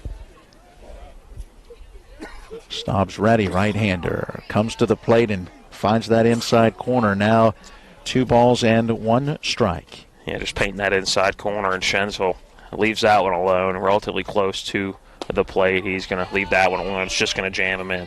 Yeah, but that's a great pitch. Inside corner, just above the knees. It is a called strike, and now 2-2 to Schenzel. Choking up on the bat slightly. Takes that 2-2 pitch down low. Good eye, and it's a full count at 3-2. Get you the answer to our trivia question in a moment. 3-2 delivery, here it comes. Swing and did he get a piece of it? A foul tip, yep, into the dirt. And Pearson could not come up with it cleanly, and so Schenzel will get another opportunity. Must have just got a little piece of that baseball. We're close enough. Usually you can hear if it connects with the bat at all. 3-2 fastball lifted in the air, foul down the first base line. Will there be room? No, just out of play. Long run for Austin Bartley, the right fielder, who got over to the fence and ultimately jumped and kind of hit it at his waist and kind of dangled there for just a moment. You got to be careful. These fences are low. These are probably only 3.5, 4 foot fences down the line. So you hit that with any sort of speed, you're going to fly right over. And they got the black plastic piping that covers the top of those fences. The outfield fence, that yellow plastic piping. Now that 3-2 delivery on the way, and it's a bouncing ball off the end of the bat up the first base side. That's a foul ball, and we'll do it again with what will be the 8th pitch of the at-bat. Yeah, good at-bat by Schenzel, staying alive, and Stobbs is pounding the zone right now. He's not worried about throwing the ball. He's going to throw what he wants to and dare Schenzel to hit it, and so far Schenzel's done a good job choking up now with 2 strikes. 3-2 delivery. There's that breaking pitch again. Schenzel fights it off, and again a little cue shot headed over towards the on-deck circle, where coming out to get it is Evan Stambaugh. He gives it to our plate umpire, back out to Stobbs, and we're ready to go with another 3-2 delivery. Here it comes, and that one lined foul out of play first base side. Wow. 10th pitch of the at-bat now due to the sophomore Aiden Schenzel. Already an RBI single his first time up, really making Staub's work here. Pitch number 10 on the way, and a swing and a line drive into right center field. That is a base hit. Ranging over to his left, the center fielder, Darryl Pope. He'll scoop it up and hold Schenzel to the one-out single. And a great battle. Yeah. 11 pitches is what I have in that at-bat. And at some point, somebody's got to win that battle. Somebody's got to lose that battle. A great battle on the mound for Staubs, but Schenzel's doing a good job fighting off. Well, it looks like 5 pitches with 2 strikes. So he is aboard for Evan Stambaugh. Stambaugh reached on a fielder's choice back in that first inning.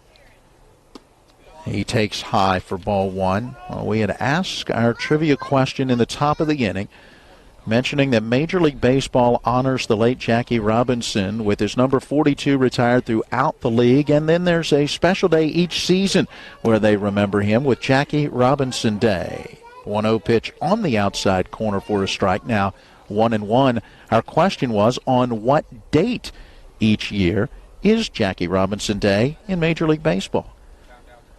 Anita Cooper of Martinsburg had the answer. 1-1 due to the plate. Stambaugh waits. Staub's taking way too much time, and Stambaugh is granted time and steps out. Do you know that date?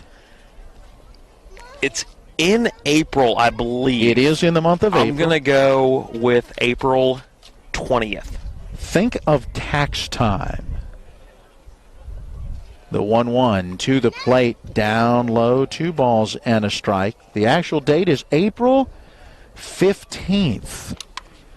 The reason for that, I'll tell you in just a moment. First, the 2-1 delivery as Staubs looks over his shoulder at the runner at first. Here comes the pitch, fastball very high. I would have it now at 3-1. All right, that was the date of Robinson's debut, April 15th, 1947. He had signed with the Brooklyn Dodgers with the aid of Branch Rickey 2 years earlier. Swing and a miss at the 3-1 pitch. Count now 3-2 to Stambaugh. That was 1945 when he signed but did not take the field for the Dodgers until that 47 season. Staub's ready with that 3-2 pitch and missed down low with ball 4. So after giving up the one-out single, he walks Stambaugh. And Spring Mills has something going with runners at first and second. And Connor got home to the plate. By the way, Robinson would win the Rookie of the Year award in 47, added an MVP as well in his 10 seasons with the Dodgers. Inducted into the Hall of Fame in 1962 in his first year of eligibility. The first pitch cut on and missed by Gotholm. Count at 0-1. Third inning trivia brought to you by the Hagerstown Sons and Hosses. Steak and See in the Aiken Center on Edwin Miller Boulevard in Martinsburg. Hosses, where your family wants to eat. Swinging at the 0-1, Gotholm fouls it out of play down the right field side. Good bounce back batter for Ashton Staubs, getting ahead 0-2. He's been giving the hitters favorable counts the last couple of batters. Again, doing a great job here, getting ahead in this batter 0-2. And a swing and just a piece of it. Gotholm able to bounce it foul in behind the plate. Again, really couldn't hear much of that ting of the bat from our vantage point. Was out in front, but was able to fight it off, and you'll see another pitch. The 0-2 is due. Just one out with 2 on. 11-5, Martinsburg with the lead, and here's a chopper up the first base line. It'll be grabbed by the pitcher, and Staubs will tag the runner going by. Just kind of reaching out and slapping at that pitch. Gotholm hit it off the end of the bat, and it rolled about halfway down the line, hugging the line, and pretty routine play for Staubs to come pick it up and tag the runner going by. But the guys on base do advance. Schenzel goes from second to third, and Stambaugh goes from first to second. Not often you talk about a one unassisted on the scorebook. Very rare you get to write that down, but a smart play for Staubs. Just get the tag on Gotholm, just running up the first base line. 2 outs, 2 in scoring position. And Spring Mills in need of runs. Back to the top of the order. Bryce Farrow takes off the outside corner for a ball. Stobbs now steps off before delivering that 1-0 pitch. Farrow reached on an error in the first and scored, and then bounced into a 6-4 fielder's choice that ended that first inning. Spring Mills sent 10 to the plate in their first at-bats. Swing and a miss at the 1-0. Farrow did not bat in the second inning. Now up here in the third with 2 outs and 2 in scoring position. And now the count at 1 ball, 1 strike. Each team scored 5 in the first. Martinsburg scored 6 in the top of the third. Off-speed pitch bounced towards the shortstop. Coming in on it is Harmon. He's got it, and that throw across the diamond, down low, and in and out of the glove of Nicholas Wright. He could not handle it, and a run will score as Schenzel will cross from third. Now standing at third is Stambaugh, and reaching on the error will be Farrow. It's going to go down as an error on Nicholas Wright, but Grant Harmon came in on it, made a good play, but then had a double clutch, just couldn't quite grip that baseball the way he wanted to in the glove, and that was a low throw, but I think they're going to still get the error on Nicholas Wright because the ball did not hit the dirt, and making an error on the first baseman. We would have that now as the 7th error committed by Martinsburg. 5 in the first, 1 in the second. They've added 1 here in the third. A run crosses 11-6, the Martinsburg lead. Corey Hammond, the due batter, and let's see. They pitch to him in there for a strike. Yes, it is Hammond. Wanted to make sure as we did not get quite all of the defensive changes after the pitching change with Aiden Schenzel coming in to spell Hammond on the mound. 0-1 delivery due. That one down and in. 1 ball, 1 strike. Hammond reached on a fielder's choice and an error in that first inning. Struck out swinging at a 3-2 pitch in the second inning. Batting now in this third inning with runners at the corners and 2 away. Ashton Stobbs ready. From the stretch, here it comes, and it's fouled straight back. Now 1 ball, 2 strikes. Big pitch here for Stobbs with the runners at the corners, and another run just 90 feet away at third base. The Dogs did a good job getting 6 runs in the top of the third. You want to preserve as many of those as possible. And for Aaron Byler, he's got to be thinking of who's coming in next and how long Ashton Stobbs may be able to continue in this one as he is up over the 60 pitch mark. A 1 ball, 2 strike pitch. There goes the runner towards second. A swing and a foul tip at the plate. It'll hold at 1 ball and 2 strikes. Well, Hammond had to protect the plate there, but Farrow certainly got a good jump and could have easily had a stolen base, but you got to protect yourself with 2 strikes. And so Aaron Pearson, the Bulldog catcher, now stepping out in front of the plate, going through some signs for the defense. 2 outs with runners at first and third. Stobbs looking over his shoulder to the runner at first. Now comes set. There goes the runner. Pitch to the plate. Grounded to the shortstop. Harmon bobbles it, picks it up, throws to first, and in time to get him. That is a play that not many shortstops at the high school level are going to make. If they bobble a ball relatively deep in the hole there at short, and a lot of times you're never going to see a shortstop at this level make that play. Grant Harmon showing off his cannon from the right arm and getting it over to Nicholas Wright, right in his chest for the much-needed third out of the inning for the Dogs. Still a run does cross, a single, a walk, and an error in the inning, getting Spring Mills a little bit closer. 3 innings in the book with the score. Martinsburg 11, Spring Mills 6. Ron Hawker here. You have no idea what Johnny's goes through to bring you the best seafood around. We have snow crab clusters, shrimp, crab meat, fish, all the best seafood you want at Johnny's. It's a tough job out here, but our customers are worth it. Johnny's with 2 great locations, 1456 Winchester Avenue, Martinsburg, and Route 11 south in Chambersburg. The National Maritime Center primary mission is to credential all U.S. mariners. We have approximately 250 employees here in Martinsburg, West Virginia. Most people aren't aware of the quality of life here in Berkeley County. We have a lot of employees that are from the area. We obviously have folks that have to do tours here, and it's kind of a little bit of a hidden secret of how nice the quality of life is here.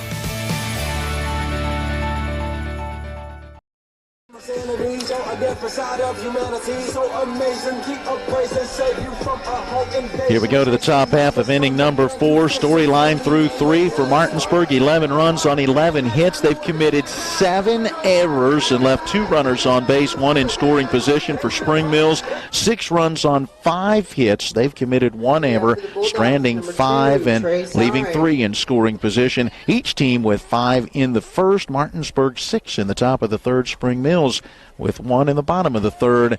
And here we go to the top of the 4th, and with your play-by-play, here's Matt Crawford. Hayden Schenzel back on the mound, leading off for the Dogs will be a Trey Sign, and Sign rips one down the left field line, but way foul really early on that first pitch. He finds himself down. No balls, 1 strike. Well, Sign with a hit and 2 trips to the plate through the first 3 innings. An RBI single in the first, a fly out to left his last time up. Here's the 0-1, and Sign's going to ground out to shortstop. It'll be Moreland bobbling the baseball. Won't get over there. Sign beats it out. Tyler Moreland, a great play on that baseball, but just bobbled it. Coming up to make the throw. That's going to go down as an E6 in our scorebook, and we have seen some infield errors in this one. It's hard to believe, as wet as it has been through last summer into the winter and now into the spring, that this field could be dry and hard, but there have been some tough bounces out there for the infielders today. With Sign on first, that brings up Darryl Pope. As Pope takes the first strike in there, low inside for strike 1. Pope has been up twice and twice has singled, both times into left field. Has a stolen base and 2 runs scored. Very active. There's a step off, and I believe that's going to be an out. Can't see the field. Umpire, and getting back in safe was Trey Sign. Yeah, Sign had leaned the wrong way, but the throw pulled Moss towards the runner, and that was able to give Sign just what he needed, enough room to be able to get around a would-be tag and get back to the base. So that'll be Schenzel delivering the 0-1, that one low and in the dirt, and that's going to advance the runners. It gets by Hurd at the plate. Trey Sign going to advance to second on the pass ball. It looked initially like Hurt may have been able to block it, and then quickly got up and turned and ran towards the backstop just to the right of our position, as that one did get through. So a run in scoring position. Schenzel comes set, checks back at second base. Here's the 1-1. It'll be a pop fly. That'll be over the Spring Mills dugout and out of play. Darryl Pope fouls it off. 1 ball, 2 strikes. Yeah, that went up into the light standard right behind the dugout off the first base side. It gets you every time where you're following the ball, and you stare at the light, and now you're blinking and seeing every different color possible. Follow the one in the middle.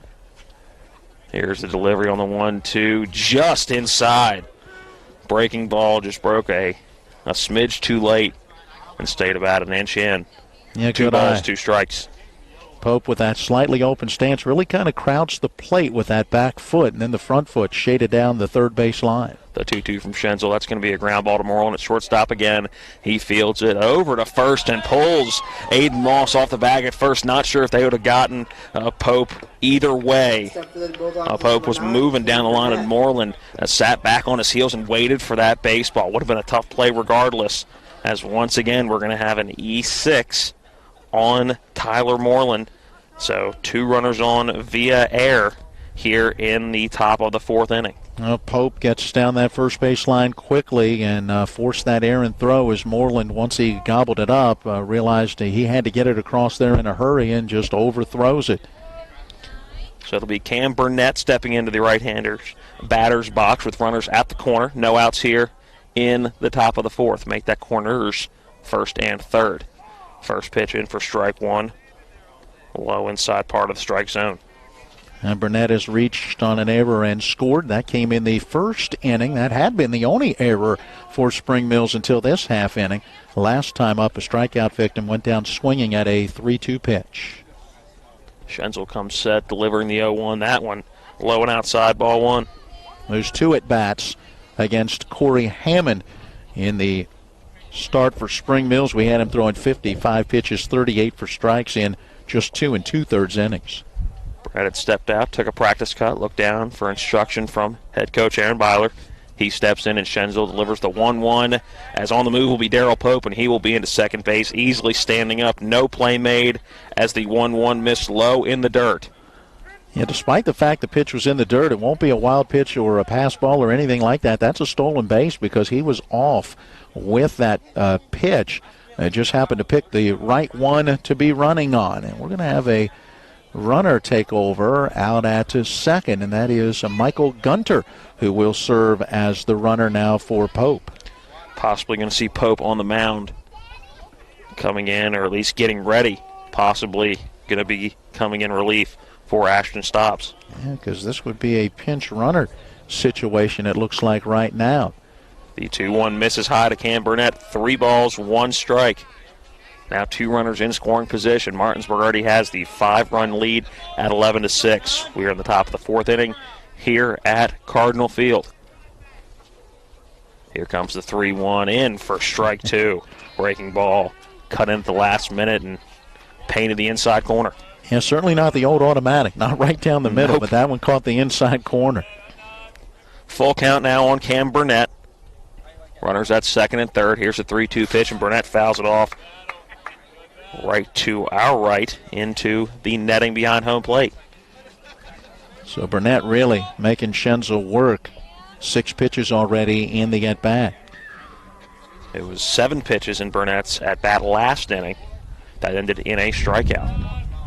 So here's the 3-2, and that ball ripped into left field. That's going to be a single and score 1 run. In to score is Trey Sign. Will it be 2? Coming to the plate in safe as 2 runs will score, and Cam Burnett will cruise into second base after the ball gets by Evan Hurd at home plate. So a 2 RBI single advancing on the throw. It's now 13-6 Dogs. Top of inning number 4, still no outs in the top of this 4th inning. RBI number 10 and 11 for Burnett, who turned on that pitch and ripped it quickly past that drawn-in infield. Head coach Justin Combs and his staff, feeling like they could not afford to give up more runs, went ahead and pulled that infield in with nobody out and 2 in scoring position, and that one went right between third and short. No chance for either guy. So now a runner still in scoring position after 2 scored to scoring position on that single. Ryan Barger up to bat as he takes strike 1 down the middle. Martinsburg keeping that scoring going after 5 in the first and not scoring in the second, 6 in the third, and a couple of more here in the 4th. The 0-1 from Schenzel, and Barger will lift that out of play behind us at home plate. Now Schenzel ahead in the count. No balls, 2 strikes. Straight back over our heads. Always keep an eye out. It was last year down at Myrtle Beach where I was setting up right behind a backstop like this, and the game going on ahead of the one we would call. The 0-2 breaks in, thought it was going to be strike 3 on the inside corner, and stayed a little too far in. 1 ball, 2 strikes now on Barger. So I'm not paying any attention. I'm setting up gear. Someone pops it up, and it hit right beside of me. Just missed, taking me right in the top of the head. The 1-2, same location, misses just inside. Now the count knotted up, 2 balls, 2 strikes. Here's the payoff pitch from Schenzel. That one, a ground ball to Moreland at shortstop. See if he can make this one. Bobbles this one over to first base and got the batter Ryan Barger by a step. A good stretch by Aiden Moss at first base, and Moreland is able to get the put out 6-3. Yeah, very much like Grant Harmon in the top half of the inning. You know, he was bottom half of the last inning, I should say. And I had that one kind of come up and hit him in the chest, but stayed with it and then had a strong enough arm to make the throw out at first. Infield will be in for Austin Bartley, who takes the first pitch way outside. Good backhanded stab by Evan Hurt to keep that in front of him. As now advancing to third was Cam Burnett on that put out. So the infield now in on the grass, looking to make a play at the plate. Here's the 1-0 to Bartley. That a ground ball to Moreland. Moreland's going to go home with it. Catch by Hurd and out at the plate. As possibly should have held at third was Cam Burnett, but he tried to make it 14-6. Martinsburg gets a put out at the plate, and the infielders in. Pays off for Spring Mills as they get the second out of the inning. Yeah, the out goes 6-2, and that time Coach Combs got just what he wanted. A hard hit ball on one hop right at Moreland. No hesitation. Threw a strike to Hurt, who was able to apply the tag. Back at the top of the order will be Grant Harmon. First pitch to Harmon outside for ball 1. Boy, he has been hitting it hard today. A triple in his first at bat, a pop out the second in his second at bat, and then another hard hit single up the middle. His last time up, he's 2 for 3. Bartley at first base. He's off and running. Hurt will not make the throw. Is that ball low? Nobody covering second base. As looks like Gilpin did come in, or who we believe is second still, Tyler Gilpin. Maybe Corey Hammond at second base. Look at that. May have been where he went after the pitching change. But regardless, a runner on second base now is Bartley, as that 2-0 pitch misses inside. A 3-0 the count now on Harmon. Hey, Coach Byler really being aggressive on the base pass, putting guys in motion, a number of stolen bases. It's been productive so far on this one, too. Put guys in scoring position that have come around and scored. The 3-0 misses way outside, as now there's going to be a play at third base. In safely is Austin Bartley. Read that ball down and was able to make a good play at third base, getting it just before the tag. But a good throw by Evan Hurt. Evan Stambaugh also making a good tag just a few moments late. Yeah, ball 4 really did not get away very far from Evan Hurt, but that's some heads-up base running by Bartley, who's pretty quick on the base paths to be able to take that extra base and put runners at the corners. Third base is Bartley. First base is Grant Harmon. Up to bat now Nicholas Wright, who hit a home run his last at-bat. Takes this one outside for ball 1. Yeah, I'm not sure you want to try to put Harmon in motion here because Moss has to hold him on at first, and with the left-hand batter up, it gives you a good hole to try to hit through. Here's the 1-0 to Wright. That one catches the outside of part of the plate for strike 1. Wright was hit by a pitch and scored in the first, grounded out to second in the second, and then, as you mentioned, that big 3-run homer his last time up. Schenzel's going to check back over to first, and Harmon gets back in by just about a half a step.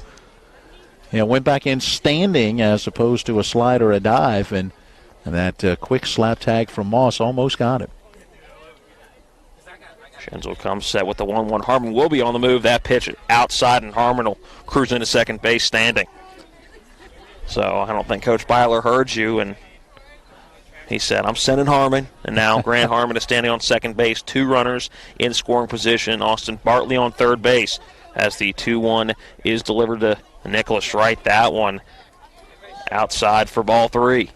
So a hitter's count now for a batter who hit a home run back in the third, his second of the year.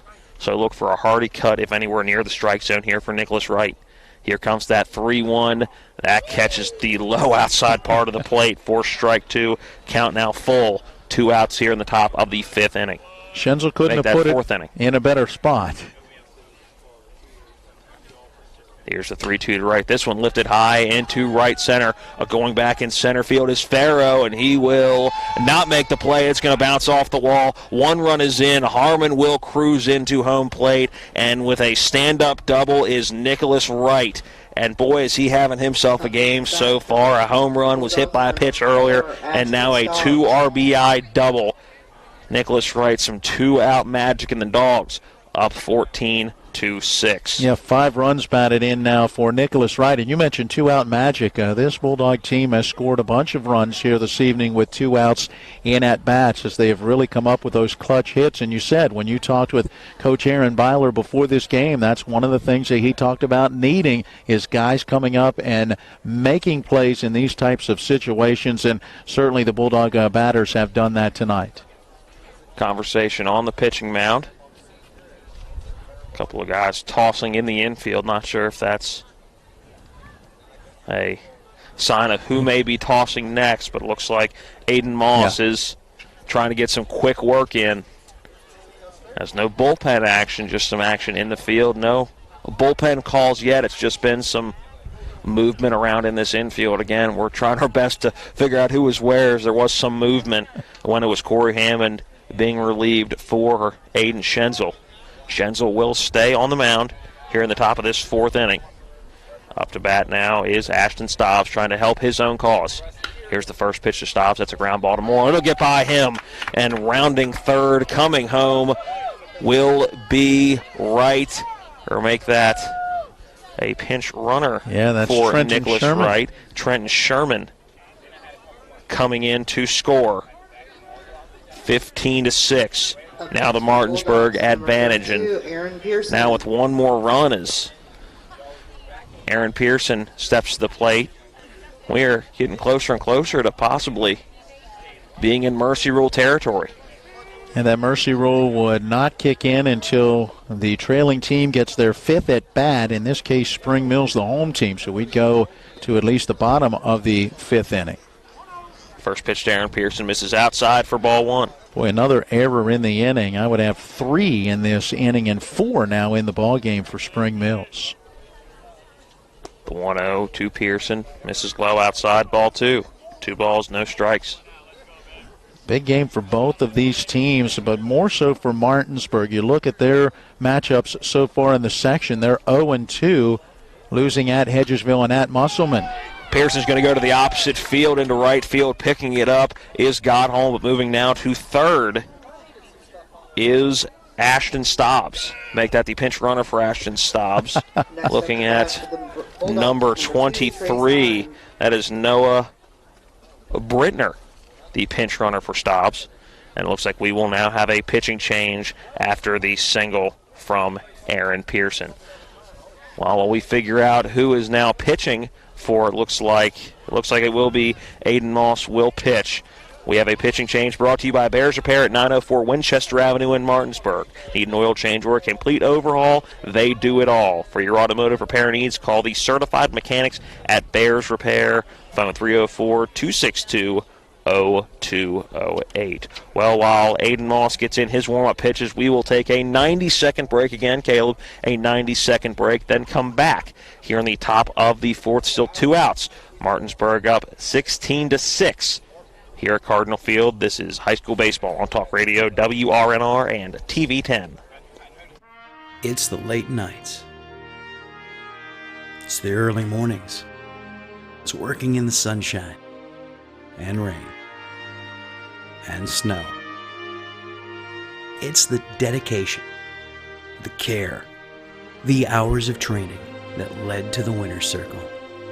It's our job, our passion, our lives. We are the Horsemen. When you're hurting, we're here. When things are confusing, we're here. When you need answers, we're here.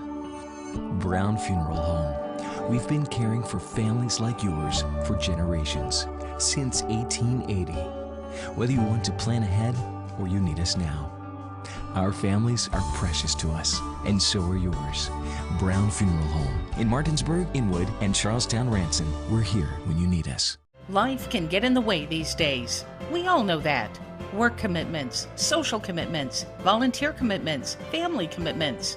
You put your heart into all of it. You've got enough to worry about already. Your roof shouldn't be one of those things. Everything should just work. But when your roof is in need of an upgrade, you shouldn't have to worry about that either. Modern Renovations, your 4-state roofing solution. Reminding you that home is where the heart really is.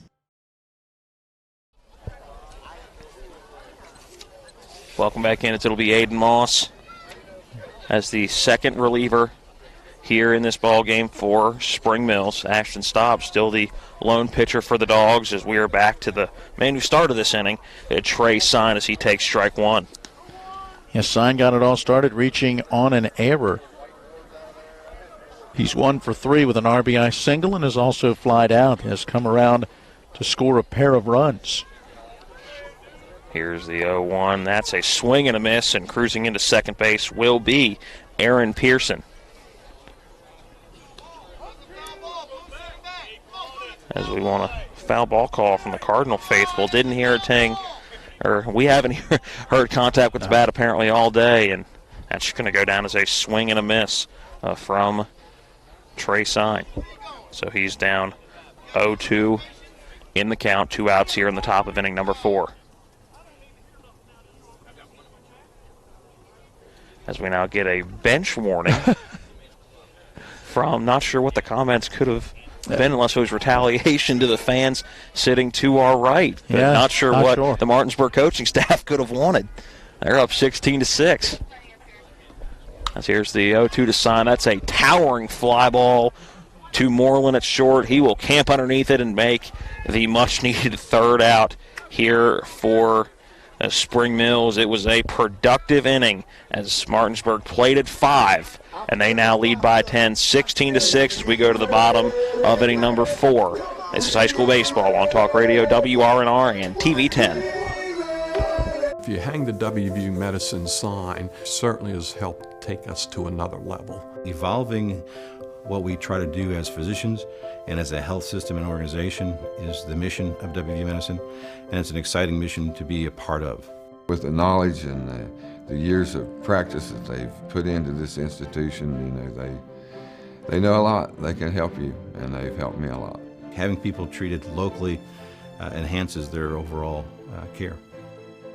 With 4 new car dealerships and 4 used car dealerships in 3 states, Parsons is the largest used car and fastest growing new car dealer in the tri-state area. Take Parsons Ford with huge savings on hundreds of new Fords, financing from 0%, Parsons' goal of financing for all, and Parsons' famous above-market trade-in allowances that help make Parsons #1 for used cars too. See why so many won't buy anywhere but Parsons Ford in Martinsburg. We became #1 by making you #1 first. Parsons. Ryan Barger, your new pitcher, so close the book on Ashton Stobbs. Barger was playing second base, as we believe it'll just be a clean switch for Stobbs going to second base. So Stobbs, 3 innings of work, finished with 5 hits given up and 4 strikeouts. As Barger will take over here in the bottom of inning number 4 with a 10-run cushion. 16-6 as now Spring Mills has just 6 outs to play with before they would call this one early in 5 innings. But if we've seen anything today, no lead is safe. Not at all. First pitch up high to Tyler Gilpin, who will get it started here for Spring Mills. Gilpin 1 for 2, a strikeout looking his first time up. Last time up a single to right field. 1-0 is fouled off, out of play down the right field line. 1 ball, 1 strike to count on Gilpin. And we'll try to get in our high school baseball roundup in this half inning as we get an idea of what's going on elsewhere around the Eastern Panhandle Athletic Conference. Out of the windup, here's the 1-1 to Gilpin. He'll foul that one off behind us and out of play. Our two teams right now at the 10-win plateau. Spring Mills 10 wins, 5 losses. Martinsburg with a 16-6 lead could pick up win number 10 against 5 losses if they can hang on in this one. The 1-2 pitch called, strike 3 at the plate, and Gilpin goes down on 4 pitches. A strikeout swinging as our home plate umpire didn't even appeal to the field. As said, the batter Gilpin did go around, and Barger does get his first strikeout of the day and his first batter. A good start for him, throwing nothing but strikes there in that at-bat to Gilpin. Ryan Barger's first pitch, this one a ground ball. Tyler Moreland, the ground ball over to third. That one won't have a play on it. Good backup by Grant Harmon to try to make the play over to Nicholas Wright. That not quite quick enough as it was Trey Sign, who I believe is going to get called for the error on that one. That's what I'm going to go down on, is a E5 on Trey Sign. Yes, Sign moving over to his left and coming in, could not handle it, and once it got by him, you thought no chance for Harmon. Right? Wrong. He's got that strong arm, and if he can get his hand on the baseball, he's going to try to throw it over there, and almost got him. So that'll be Tyler Moreland standing at first base.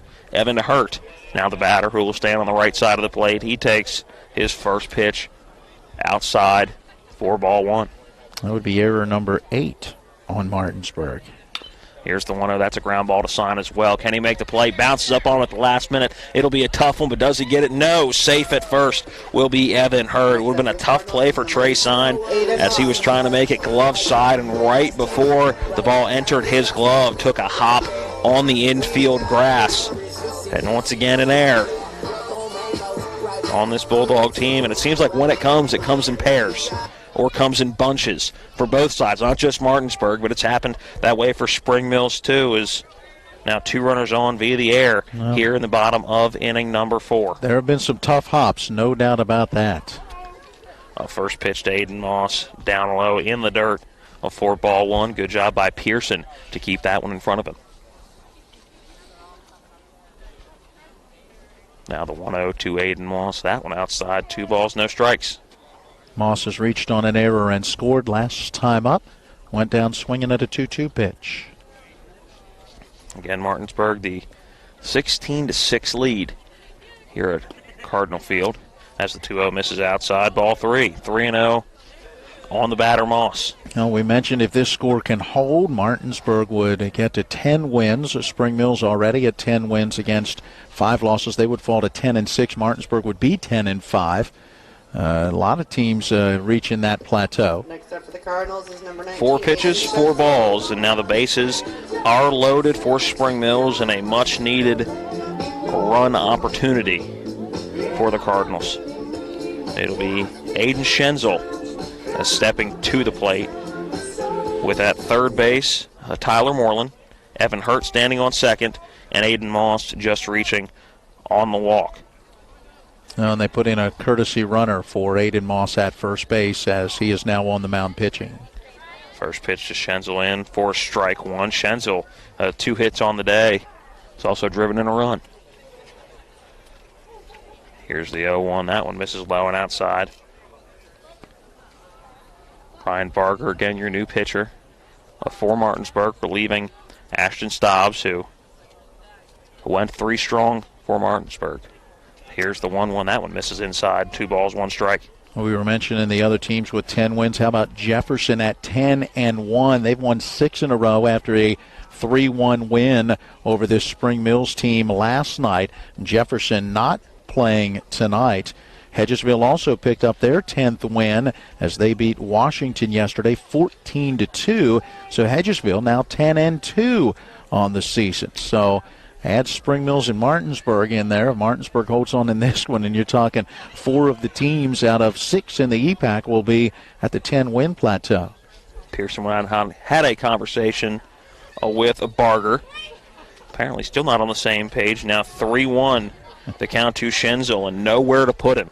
No. So if Barger can't battle back, a run would score via the walk. Here's the 3-1. That one breaks in for strike 2. Full count on Aiden Schenzel. By the way, Washington now 0-9 with that loss against Hedgesville yesterday.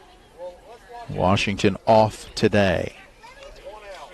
Barger ready for the payoff pitch, and a hard shot hits the glove of Trey Sign. That's going to score 1 run. No play will be made anywhere as Grant Harmon runs it down at short. It would have been a tough play for Trey Sign as that was a scorching rope down the line for Aiden Schenzel. He'll get I'm going to give him the single on that one. Would have been a tough play for Trey Sign to make at third base, and that'll score a run as Spring Mills gets back within single digits at 16-7. A couple of runs batted in now for Schenzel with that one. The bases remain loaded. Evan Stanball now steps in. That one low in the dirt. That's not moving. On the ball was Evan Hurt. He now stands at third base. Aiden Moss now at second. Looked to me there was a change. I believe that's a 4 on the back of the jersey down there at third base. So Braden McDaniel, the courtesy runner for Evan Hurt. The 1-0 low and away on Evan Stanball. 2 balls, no strikes. And the only team we've yet to talk about out of the EPAC, Musselman, they scored a 10-6 win over Hampshire yesterday, improving to 4-3 on the season. The 2-0 inside gets off the glove of Pearson, but nobody moving as Aaron Pearson quick to run it down. 3 balls, no strikes as Ryan Barger has struggled here to get his day in relief started. Musselman is in action at James Wood tonight. Hedgesville at Moorfield. And our game here, the only 3 involving EPAC teams. The 3-0 breaks in, strike 1 on Stanball. 3 balls, 1 strike. You got to imagine he may be taken again unless this pitch is right down the middle. Here comes that 3-1. That one was right down the middle. Now a full count. 3 balls, 2 strikes.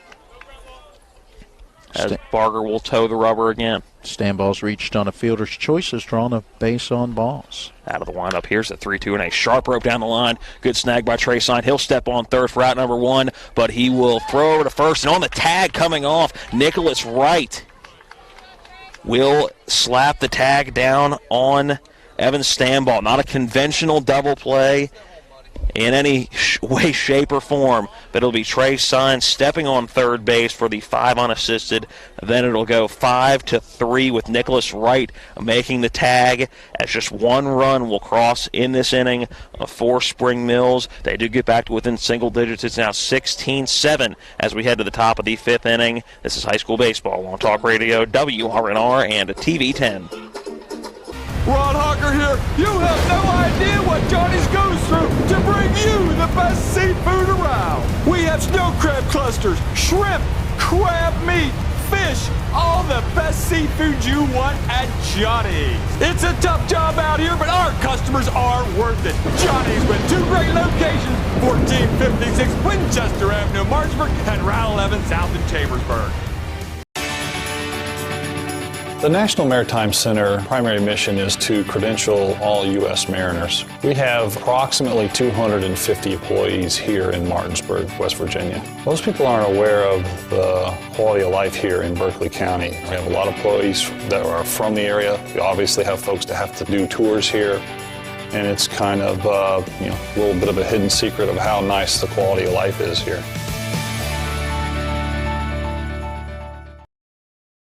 Walk this way.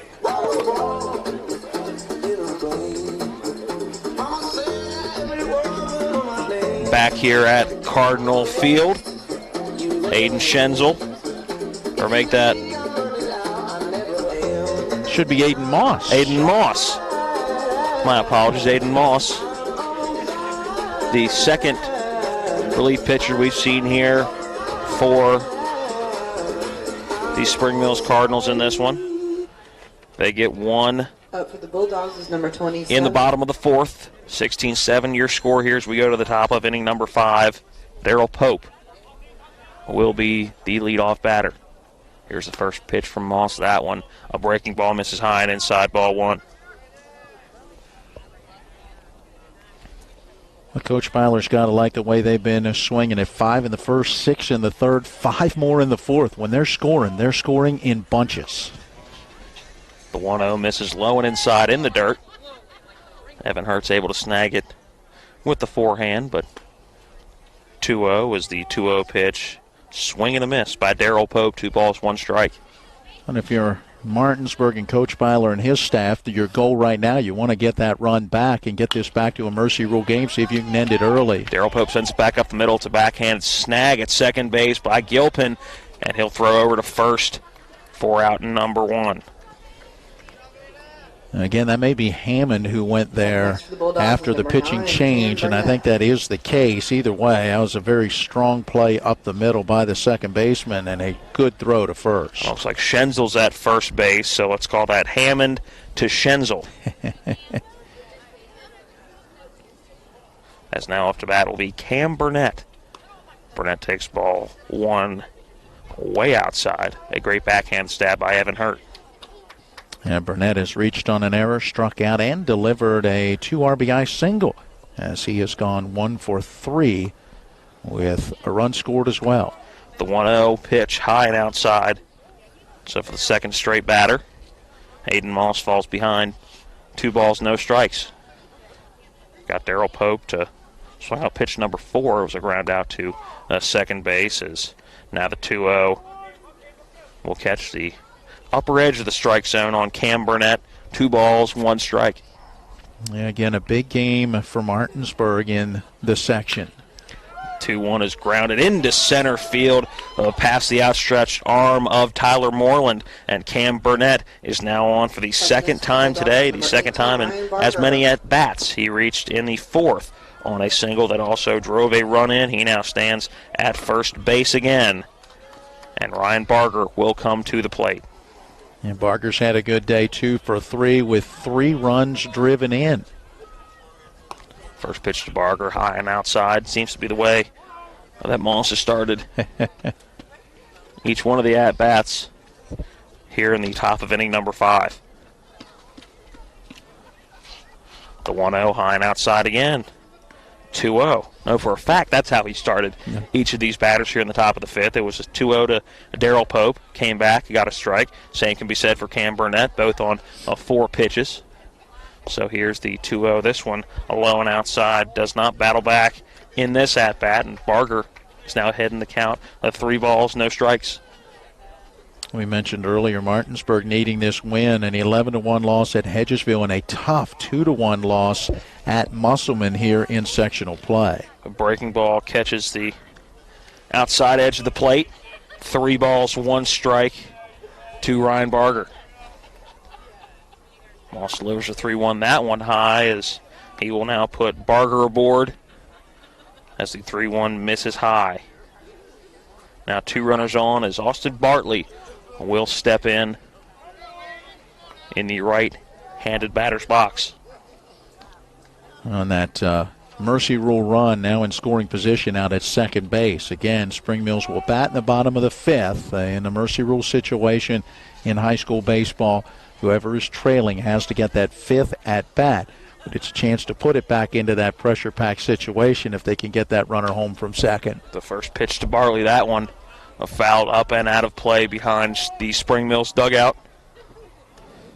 First strike on Bartley.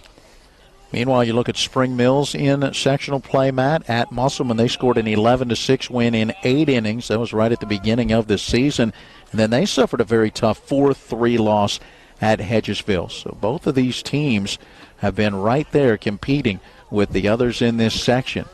A couple of 1-run losses. Here's the 0-1 to Bartley. He swings all the way through the 0-1 pitch. Now down, no balls, 2 strikes. It's a good breaking ball that broke the inside to out, and Bartley ended up chasing it into the left-hander's batter's box.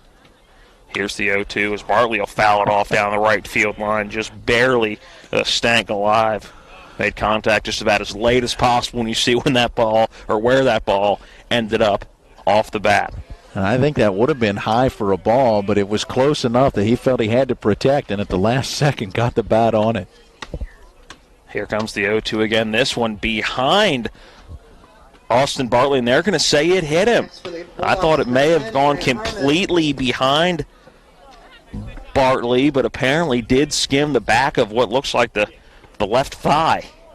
So now he will be on as the bases are now loaded for the leadoff batter, Grant Harmon, who has had quite a day already. We've seen the bases loaded a lot in our last couple of broadcasts. Yes, we have. The first pitch to Harmon misses low and outside for ball 1. Again, Matt mentioned it just a few pitches ago. That 10-run lead standing on third base as Harmon takes the 1-0 outside. A ball 2 and nowhere to put Harmon.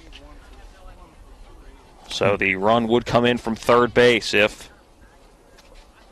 Moss can't get Harmon out. Harmon drives one deep to center field. That one going way back is Farrow, and he will make the catch on the warning track, but that'll be a sacrifice fly as coming in to score will be Cam Burnett. Off the bat, I thought there was a chance that was going to clear them all. A deep hit to center field, but Bryce Farrow tracking it down on the warning track, and Grant Harmon will be retired, and he gets greeted by a couple of teammates and coaches and has a smirk on his face, and he's, I'm sure, saying in warmer conditions, I think that ball is gone. Oh boy, he hit it deep. I wasn't sure Farrow was going to get back to make the play, but he did make the catch. The sacrifice does push that lead back out to 10, and it also advanced the runner from second to third. 1-0 now, the count on Nicholas Wright, who steps in. Yeah, that went up and into the left-hand batter, and now a pass ball, wild pitch, anything could bring home that additional run from third base. So heads up base running to tag. 1-0 to right. He'll send that tops the field. That's going to drop in left field. That will score the run. It'll be Barger scoring from third base, and Wright having himself a game as well. He now is just a triple away from the cycle. Not sure he's going to get that opportunity the way this one's going, as Martinsburg's lead now extends to 18-7. But Nicholas Wright's now been hit by a pitch, grounded out to second, had a home run, a double, and now an RBI single. And that's 6 runs batted in, a 3-run home run, a 2-run double, and now the RBI single. Now up to bat will be Ashton Stobbs. He fouls the first pitch he sees out of play down the right field line. So standing at second base is Austin Bartley. At first base is Nicholas Wright following the RBI single. Breaking ball inside, and that will get a piece of Ashton Stobbs, and the base is loaded. Once again, the second batter hit in this half inning. Well, the good news, a breaking pitch, so certainly not one that's going to hurt Ashton Stobbs in any way. It's a little nippy out here. It never feels good getting hit by a baseball. It's not going to leave any long-term effects, but I'm sure when it hit, I didn't feel too good. Stepping in now, Aaron Pearson. Takes ball one high and outside. A good job by Hurt. Standing completely up and moving to his right to keep that ball in front of him. Yeah, that clearly slipped out of the hand of Moss. The 1-0 to Pearson. That one misses high and inside. 2 balls, no strikes. Pearson had a single his last time up. He's 1 for 4. You know you're doing well when your number 4 hitter is batting for the 5th time in the 5th inning. Here's the 2-0 as Pearson fouls that off behind us for the first strike of the at-bat. 2 balls, 1 strike. So at first base is Ashton Stobbs. Second base is Nicholas Wright. Austin Bartley standing on third. Here's the 2-1 as the count will not up at 2 balls, at 2 strikes. Wasn't sure whether that was a strike call or a high call. Hey, you know you're swinging it well when in the first inning you send 9 to the plate, in the third inning you send 9 to the plate, in the fourth inning you send 10 to the plate, and if Pearson reaches, 9 will come to the plate in this 5th inning as well. The count now full on Pearson, so runners will be moving with 2 outs. Moss looks in for the sign, gets the one he wants from Evan Hurt. Comes set from the stretch. Here's the delivery to Pearson. That one high, and that'll score another run as a 6-pitch walk on a full count. It'll be a RBI base on balls for Aaron Pearson, and coming home to score is Austin Bartley. Make that 19-7. Now the Martinsburg advantage. Well, Aiden Moss is not going to go any further. I'm sure it's a pitch count that Coach Combs and his staff are looking at there so that they can have Moss later as this week plays out. Now it looks like moving to second base will be Aiden Schenzel. Going back to first base will be Aiden Moss. And trying to see who is coming in relief, trying to get a number on the back. Looks like number 10. Around. There it is. Gilpin. So coming in, Tyler Gilpin will come in to pitch. This pitching change brought to you by Bears Repair at 904 Winchester Avenue in Martinsburg. Need an oil change or a complete overhaul? They do it all. For your automotive repair needs, call the certified mechanics at Bears Repair. Phone 304-262-0208. Let's go ahead and take a 30-second break as Gilpin into his warm-ups already, so a 30-second break, and we'll come back. Martinsburg, the 19-7 advantage here in the top of inning number 5. This is high school baseball on Talk Radio, WRNR, and TV 10. It's the late nights. It's the early mornings. It's working in the sunshine and rain and snow. It's the dedication, the care, the hours of training that led to the winner's circle. It's our job, our passion, our lives. We are the Horsemen.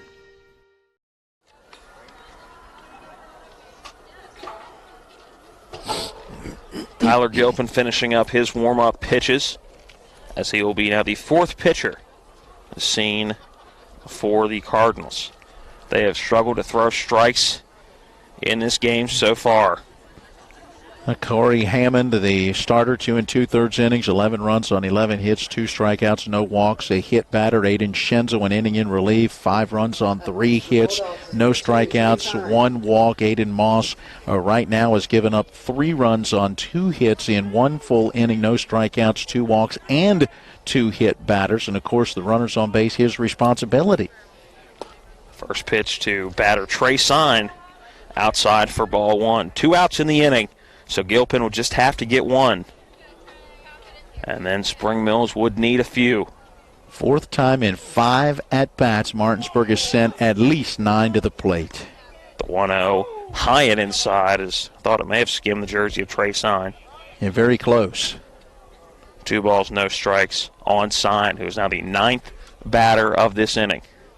Bases loaded as Sign takes a hearty cut at the 2-0, as he ended up completely facing down the third base line, looking directly at Nicholas Wright. I'm sure Coach Byler telling him to settle down a little bit. The 2-1 high and outside, 3 balls, 1 strike. Now the count on Trey Sign. Well, we've already seen a run walked in this half inning. We might see it again.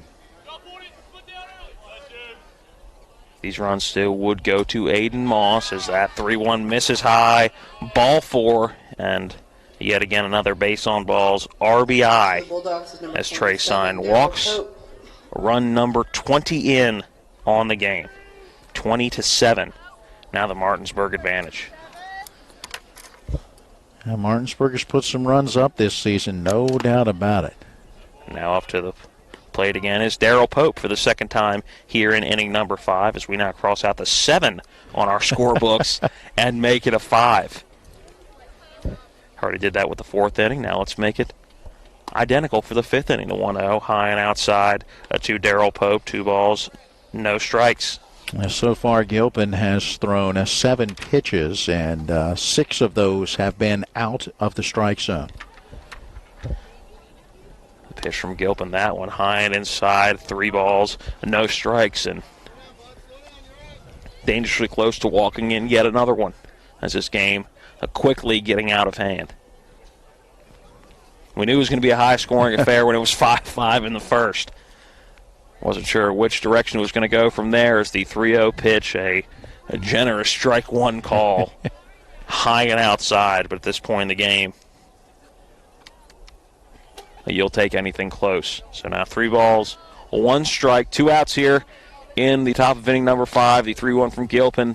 That one high and inside for ball 4. So another run will come home via the walk, as coming home to score will be Ashton Stobbs. 3 straight bases loaded walks, as Spring Mills laboring right now just to throw strikes.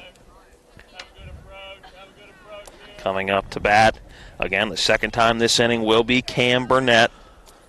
You can hear in the background Zeke Grissinger, JV head coach, assistant coach on the varsity level, reminding those batters as they're headed up there, have a good at bat. Don't be chasing pitches. Make him throw your strikes. 21-7.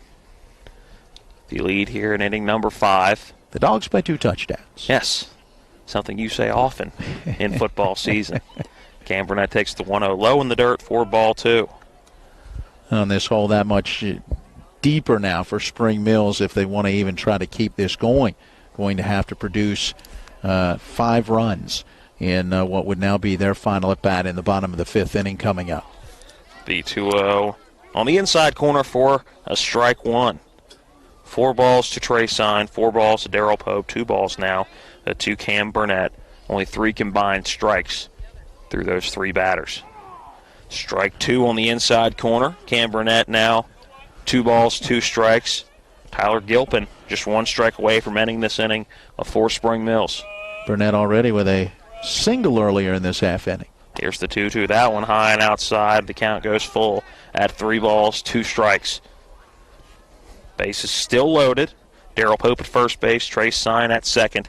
Aaron Pearson stands on third base. Here comes the 3-2. Runners are on the move, and a sharply hit ball down the left field line. That's a fair ball, as Cam Burnett is going to score 1 run, 2 runs, and standing at third now will be Darryl Pope. Cam Burnett will cruise into second base with a 2 RBI double and make that now 23-7 of the Dog advantage, and this one is getting rather ugly.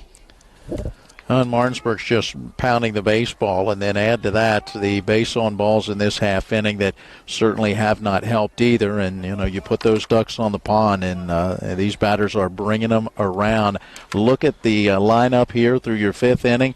8 of the 9 batters in the order have come around to score.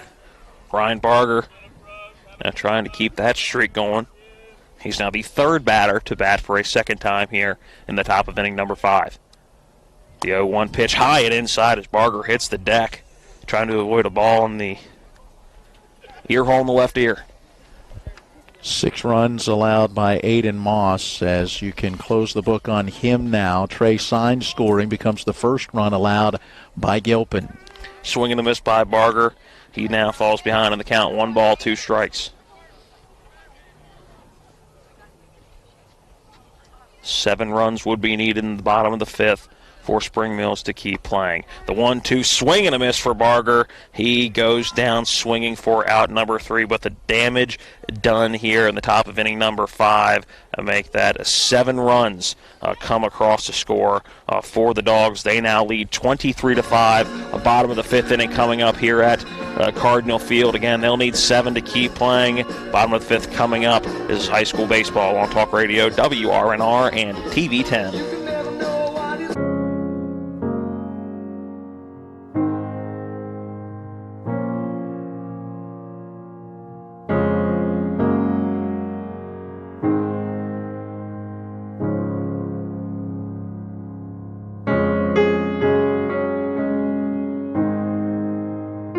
Prepare for what's next or to plan ahead. We're here. Brown Funeral Home, a legacy of service since 1880. Life can get in the way these days. We all know that. Work commitments, social commitments, volunteer commitments, family commitments. You put your heart into all of it. You've got enough to worry about already. Your roof shouldn't be one of those things. Everything should just work. But when your roof is in need of an upgrade, you shouldn't have to worry about that either. Modern Renovations, your 4-state roofing solution, reminding you that home is where the heart really is. Bottom of inning number 5, 23-7, the Martinsburg advantage here at Cardinal Field. They're going to need 7 to keep this game going, but even with 7 in this inning, it would take a couple innings of 7 apiece to get back into this one. 1-0 the count now as we are into the bottom half of inning number 5. Connor got home. Going to be the batter to start this inning. He'll send one back up the middle off the glove of our pitcher over to second base as Barger goes off of Barger's glove, stops, picks it up, sends it over to Nicholas Wright for an unconventional out number 1. But at this point, you're wanting any out you can get if you're Martinsburg to get this one over with. And with a score like this, if you're Spring Mills, you're, I'm guessing, wanting to get this one over with sooner rather than later. Yeah, that goes in the book 1-4-3 off the glove of the pitcher to the second baseman and then on to first to get the out. Back out at the top of the order, Bryce Farrow takes the first pitch in for strike 1. Matt, in this half inning, we'll check out this date in baseball history. Farrow rips one down the line to third base, goes off the glove of Trey Sign, and that will go down as a E5. Number 21, Corey Hammond. As Sign and Grant Harmon have both struggled on the left side. It's not just those two. The left side of this infield has given the fielders fits all day, whether it's been Grant Harmon and Trey Sign or Evan Stambaugh and Tyler Moreland. The left side of this infield just has not been friendly to infielders. Pitch outside to Corey Hammond. 1 ball, no strikes. 23 runs on the board, 10 errors committed defensively, and yet you still have a 23-7 lead. 1-0 to Hammond. Misses just outside, 2-0. By the way, this Dayton baseball history brought to you by Bears Repair, 904 Winchester Avenue in Martinsburg. For all your automotive repair needs, call Bears Repair, 304-262-0208. Here's the 2-0. That misses low to Hammond. 3 balls, no strikes. Things breaking out in this bottom of the fifth, similar to that bottom of the fourth. First batter retired, then an error, and ultimately the Cardinals ended up with a run. Corey Hammond takes one right down the pipe. A 4-strike number one. He's still ahead in the count. 3 balls, a 1 strike. Standing at first base is Bryce Farrow. He did reach on the air, and now going to first base as Farrow jogged second will be Corey Hammond. That one plunked him. Either way, would have been ball 4, but he now stands on first base. Tyler Gilpin now stepping into the plate. Gilpin came in relief as now Martinsburg head coach Aaron Byler will walk out to the mound. I'm guessing just having a quick conversation, and now they're going to make the pitching change as coming onto the field out of the bench. It'll be a call to the bullpen as trying to get a number on the back of the jersey. Looks like an 8. Looks like an 8. So coming in to pitch for the Dogs will be a number 8, Michael Gunter. So while he gets in his warm-up pitches, we will take a quick break. But this pitching change brought to you by Bears Repair at 904 Winchester Avenue in Martinsburg. Need an oil change or a complete overhaul? They do it all. For your automotive repair needs, call the certified mechanics at Bears Repair. Phone 304-262-0208. Let's take a 30-second break, then we'll come back. Bottom half of the fifth, 1 out. New pitcher on the mound. 23-7 the Martinsburg lead. This is high school baseball on Talk Radio, WRNR, and TV 10.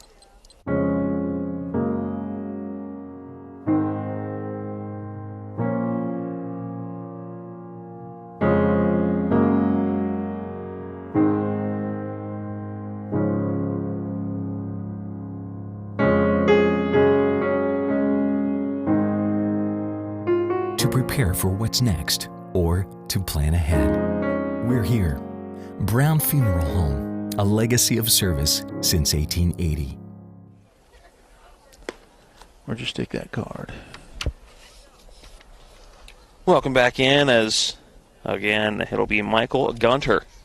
They're trying to finish this one out for the Bulldogs. He's finishing up his warm-up pitches. 2 more for him. And as he does, are you ready? This Dayton baseball Go history for it. brought to you also by Bears Repair. I like this one a lot. April 3rd, 2016, on opening day in Kansas City with the team's theme, We Are the Champions, playing in the background.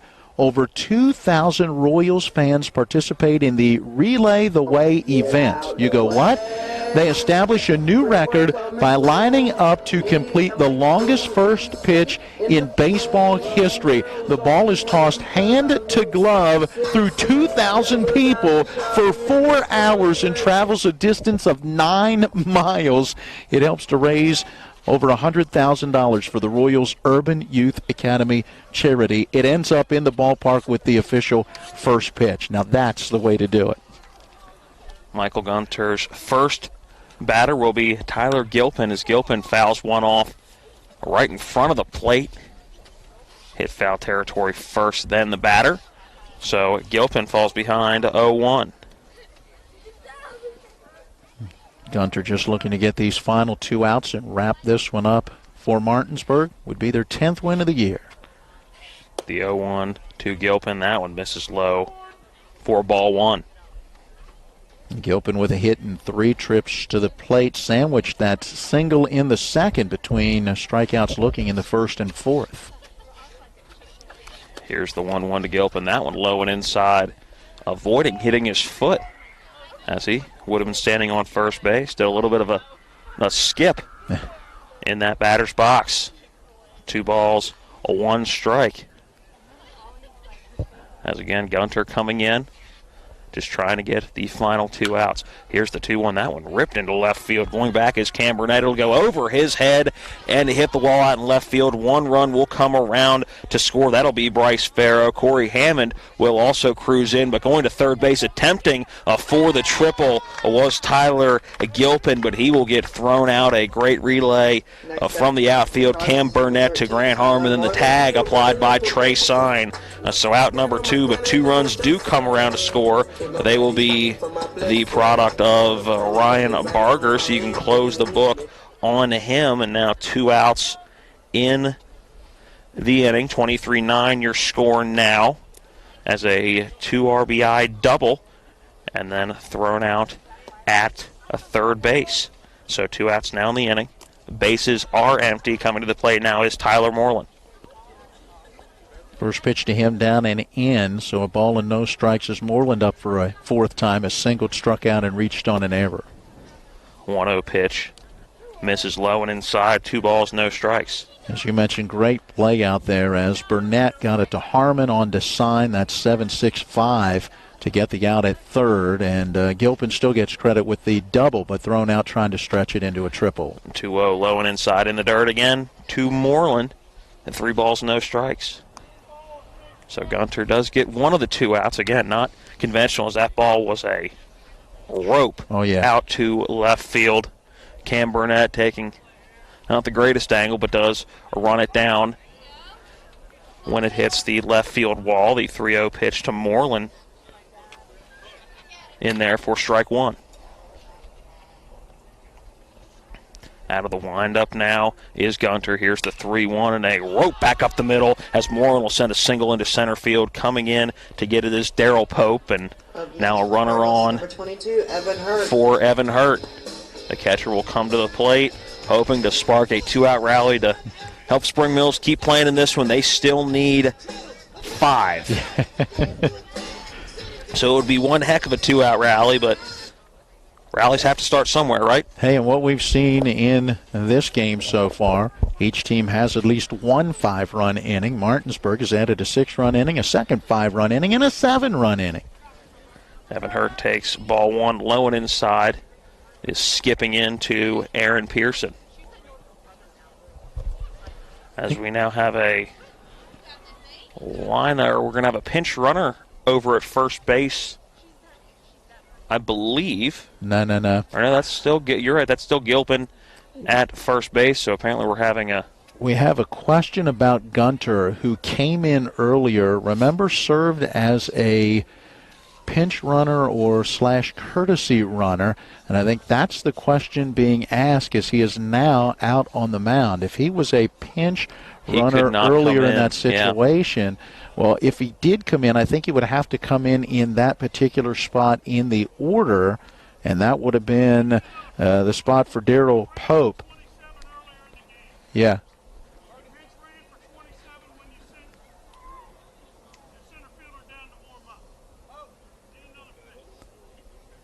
So what he'll have to do is either change center fielders or change pitchers, and I think that's what Aaron Byler is going to do. I think it was a must-change pitcher. I didn't hear. That was the only option, I believe, home plate umpire Hoffmaster gave. As Coach Byler looking at the official scorecard kept by umpires on who goes where when it comes to pinch runners, pinch hitters, anything different than what that starting lineup is. So it looks like going to center field is going to be number 23, Noah Brittner, who also was a pinch runner earlier in this game. But now coming off the mound is Gunter. So Pope is going to take over on the mound. All righty then. We're just going to keep it right here with 2 outs and a 1-0 count. On the Jefferson game, it's a 1-0 count. We're changing pitchers. It's a John Lowry move here, but this is it. I'm wondering why. I guess you have to do both. Well, I don't know. I'm trying to figure that out because I thought if you came in as a pinch runner, in this case he came in and pinch ran for Darryl Pope, that if he comes back in, he would have to replace Pope. So I was wondering if there would be an opportunity here to maybe just pull Pope out of center, put someone else in center, and then allow Gunter to continue to finish out the game on the mound. As is, it looks like Pope is going to take over on the mound. As you mentioned, was it who else did Noah you say? Brittner will now go out to center field. Is coming in and will play defensively. So high school baseball, ladies and gentlemen. Oh, the entry, re-entry rules, the courtesy runner rules, I tell you what, it makes life challenging for umpires, to keep track of all of those things. And as you could see, it was actually an opposing coach who kind of picked up on what was going on. And it took how long to two batters. Yeah, so it took 2 batters to figure that out. 9 pitches actually. All right, so we're going to get back to action here. Again, Evan Hurt, your batter, a 1-ball, no strike count on him as we're in the bottom of inning number 5. Standing on first base is Tyler Moreland. He reached on the single back up the middle. As Darryl Pope now going to get some unexpected pitching time tonight. I'm sure he was standing in center field just waiting for that third out, and now on the mound to try to close it out for the Dogs. Already behind in the count, 1-0. Here's the 1-0 as that's a ball ripped to left center. That's going to find a gap. Running it down is Cam Burnett in left center, holding just one bag, advancing for Tyler Moreland. That's a great play in left field by Cam Burnett, and an absolute rope by Evan Hurt in the left field. Yeah, so 3 straight hits now in the half inning. One of those an out, though, as Gilpin was erased trying to stretch a double into a triple. Otherwise, this could be getting interesting. Now coming up to the plate will be Aiden Moss. Courtesy runner again over at first base, running for Hurt, the remember catcher. that in case there's pitchers later. First pitch to Moss, low and outside. Ball 1. Still 5 more runs needed for Spring Mills to keep playing in this one. 2 outs in this inning as Moss lifts this one into right field. Going back is Bartley, and he'll camp under it for out number 3, and that will be the ball game. It was Aiden Moss flying out to Austin Bartley in right field, and Martinsburg will finish it in 5-inning Mercy Rule fashion, 23-9. The Dogs get the win. They now improve to 10-5 on the season. Spring Mills will drop to 10-6. We'll break down this one, give you some stats, a scoring recap, and look ahead to what's next for us. Coming up next in the postgame show. Again, Martinsburg gets the win here in 5 innings, 23-9 the final. The postgame show coming up next. This is high school baseball on Talk Radio, WRNR, and TV 10. Life can get in the way these days. We all know that. When you're hurting, we're here. When things are confusing, we're here. When you need answers, we're here. Brown Funeral Home. We've been caring for families like yours for generations, since 1880. Whether you want to plan ahead or you need us now. Our families are precious to us, and so are yours.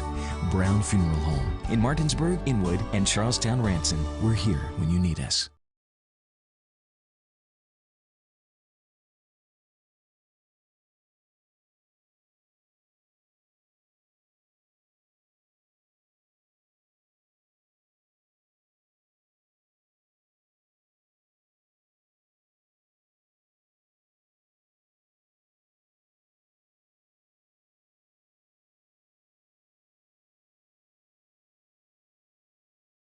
With 4 new car dealerships and 4 used car dealerships in 3 states, Parsons is the largest used car and fastest growing new car dealer in the tri-state area. Take Parsons Ford with huge savings on hundreds of new Fords, financing from 0%, Parsons' goal of financing for all, and Parsons' famous above-market trade-in allowances that help make Parsons #1 for used cars too. See why so many won't buy anywhere but Parsons Ford in Martinsburg. We became #1 by making you #1 first. Parsons. Ron Hawker here. You have no idea what Johnny's goes through to bring you the best seafood around. We have snow crab clusters, shrimp, crab meat, fish, all the best seafood you want at Johnny's. It's a tough job out here, but our customers are worth it. Johnny's with 2 great locations, 1456 Winchester Avenue, Martinsburg, and Route 11 south in Chambersburg. No, not yet. As we welcome you back in here to Cardinal Field along with Matt Crawford, I'm Matt Miller, and we get into our post-game show, and it is brought to you by the Final Score. Plenty of screens to watch the games, pool tables, trivia nights, great food and drink selections. Hey, meet your friends at the Final Score, 1517 Winchester Avenue, just south of Martinsburg. Matt, as we wrap things up, let's recap the scoring in this one. And, oh, my goodness, was there plenty of it. Martinsburg with 5 in the top of the first inning, only to see Spring Mills answer with 5 in the bottom of the first inning. Things settled down in that second inning, and neither team put a run on the board, but Martinsburg went right back at it in the top of the third, plating 6 more runs, opened up that 11-5 lead. Spring Mills would answer with a run in the bottom of the third, but Martinsburg with 5 more in the top of the fourth and 7 more in that fifth inning. Just way too much for Spring Mills, who did add a run in the fourth inning, and in their final at bat added 2 runs in the bottom of the fifth, but it's a mercy rule win for Martinsburg by a final of 23-9. It was just a case where Corey Hammond didn't have his best stuff starting the game for Spring Mills. Then Aiden Schenzel came in. He didn't really add a whole lot to it either, although I think he may have had the best day of all the pitchers we saw for Spring Mills. Aiden Moss came in relief too as well, and Tyler Gilpin came in. There's 4 pitchers for Spring Mills today. None of them really brought overpowering stuff, I didn't think, and Martinsburg took advantage of what I have is 17 hits for the Dogs. Yeah, 17 hits for Martinsburg, and they committed 10 errors, and yet Spring Mills could not take full advantage. Added 8 hits to those 10 errors to plate their 9 runs. Spring Mills committed 4 errors of their own. Plenty of pitchers used, a lot of action. We'll take our quick 1-minute timeout and then come back to wrap up our final score post-game show as we look at the numbers from this one. It's West Virginia High School Baseball on Talk Radio WRNR and TV 10. With 4 new car dealerships and 4 used car dealerships in 3 states, Parsons is the largest used car and fastest growing new car dealer in the tri-state area. Take Parsons Ford with huge savings on hundreds of new Fords, financing from 0%, Parsons' goal of financing for all, and Parsons' famous above-market trade-in allowances that help make Parsons #1 for used cars too. See why so many won't buy anywhere but Parsons Ford in Martinsburg. We became #1 by making you #1 first. Parsons. The level of care that I got at WVU Medicine was top-notch. If you're not progressing in healthcare, you're falling behind. Is really an integration, looking at a clinical care network, looking at the good people who can help push the envelope and raise the bar for delivering quality healthcare product. To have my life back is absolutely a blessing. I am beyond thankful for WVU Medicine. I absolutely 100% have my life back. All right, let's take a look at the numbers from this one. They're brought to you by Dynamark Atlantic Security. Hey, don't become a statistic. Protect your family and home with the local alarm professionals at Dynamark Atlantic Security. They have the solutions to meet your needs and local monitoring, too. To learn more, call Ben Copenhaver at 304-671-2158. We begin with the pitchers, and Corey Hammond takes the loss in the start for Spring Mills. 11 runs on 11 hits, 2 2/3 innings. Not all his responsibility, with an error committed behind him. Hammond strikes out 2, no walks, hits 1. Aiden Schenzel gave up 5 runs on 3 hits in an inning, no strikeouts, 1 walk. Aiden Moss, 6 runs, 2 hits in an inning, no strikeouts, 2 walks, 2 hit batters. Tyler Gilpin closes it out 1/3 of an inning, 1 run, 1 hit, 1 strikeout, and 2 walks. On the other side for Martinsburg, Ashton Stobbs will get the win in relief. 6 runs allowed on 5 hits in 3 innings, 4 strikeouts, 1 walk. Ryan Barger, an inning and a third in relief. A hit, 3 runs, 1 strikeout, 1 walk, and 1 hit batter. Michael Gunter, a third of an inning before he was taken out of the game because he had already been used as a pinch runner earlier, and so he gives up no runs on 1 hit, no strikeouts, no walks, and Darrell Pope comes in to get the final out. He did give up a single, but no runs, no strikeouts, and no walks. While offensively, Grant Harmon scored 3 runs, had a sacrifice fly. He drove in a run, and Nicholas Wright, what a game for him. He had a single, a double, a home run, was hit by a pitch, scored 4 runs, and drove in 6 runs. Nicholas Wright may be the player of the game in this one. Oh, hands down. He had a phenomenal game, including an absolute shot to right field that got over the fence for the home run. And that was really the spark of that, I think, got the wheels rolling and really started the huge offensive output for of Martinsburg back in the third inning. You look up and down the order, and all 9 positions for Martinsburg in that batting order at some point in time reached and scored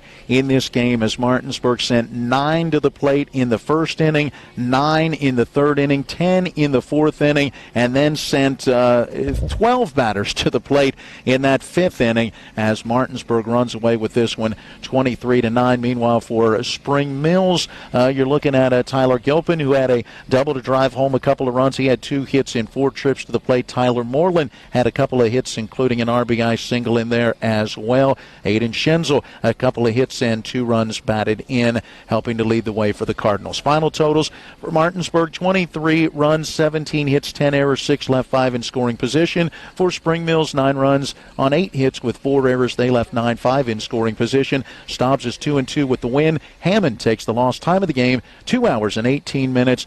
Spring Mills falling to 10-6. Martinsburg improving to 10-5. Next up for us, weather permitting, it'll be Friday night. Hedgesville scheduled to play at Martinsburg on Friday. Should that game be rained out, with about a 90% chance of rain in the forecast, we would have a game on Monday, and that would be Jefferson visiting Martinsburg on Monday evening, and we would carry that game then leading into the men's basketball national championship. So we've got more baseball action coming your way, so keep it tuned right here. Thanks to each of our sponsors supporting our coverage of high school baseball. We thank you for joining us at each of our broadcast entities. Thanks to Dan Comer, athletic director, and all the staff and the folks here at Cardinal Field for their help, support, and hospitality. Thanks to both head coaches, Justin Combs and Aaron Byler, providing information and interviews for our broadcast as well. Caleb Valero is our studio engineer. For Matt Crawford, I'm Matt Miller, reminding you our final tonight. It's Martinsburg 23 and Spring Mills 9. Until next time, so long, everyone.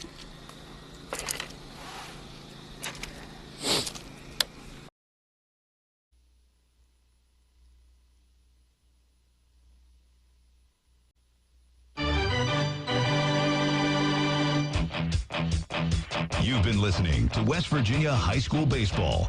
Today's game broadcast has been brought to you by Miller Honda, Cox Holiday Professionals CPAs, Brown Funeral Homes, Miller's Chrysler Dodge Jeep Ram, the Marius Group and Ameriprise Financial, WVU Medicine, Berkeley and Jefferson Medical Centers, Parsons Ford, Bechtel Jewelers, WH Miller Systems, D&N Auto, The Mortgage Center, the Hagerstown Suns, Haas's Steak and Sea, Bears Repair, The Final Score, and Atlantic Security.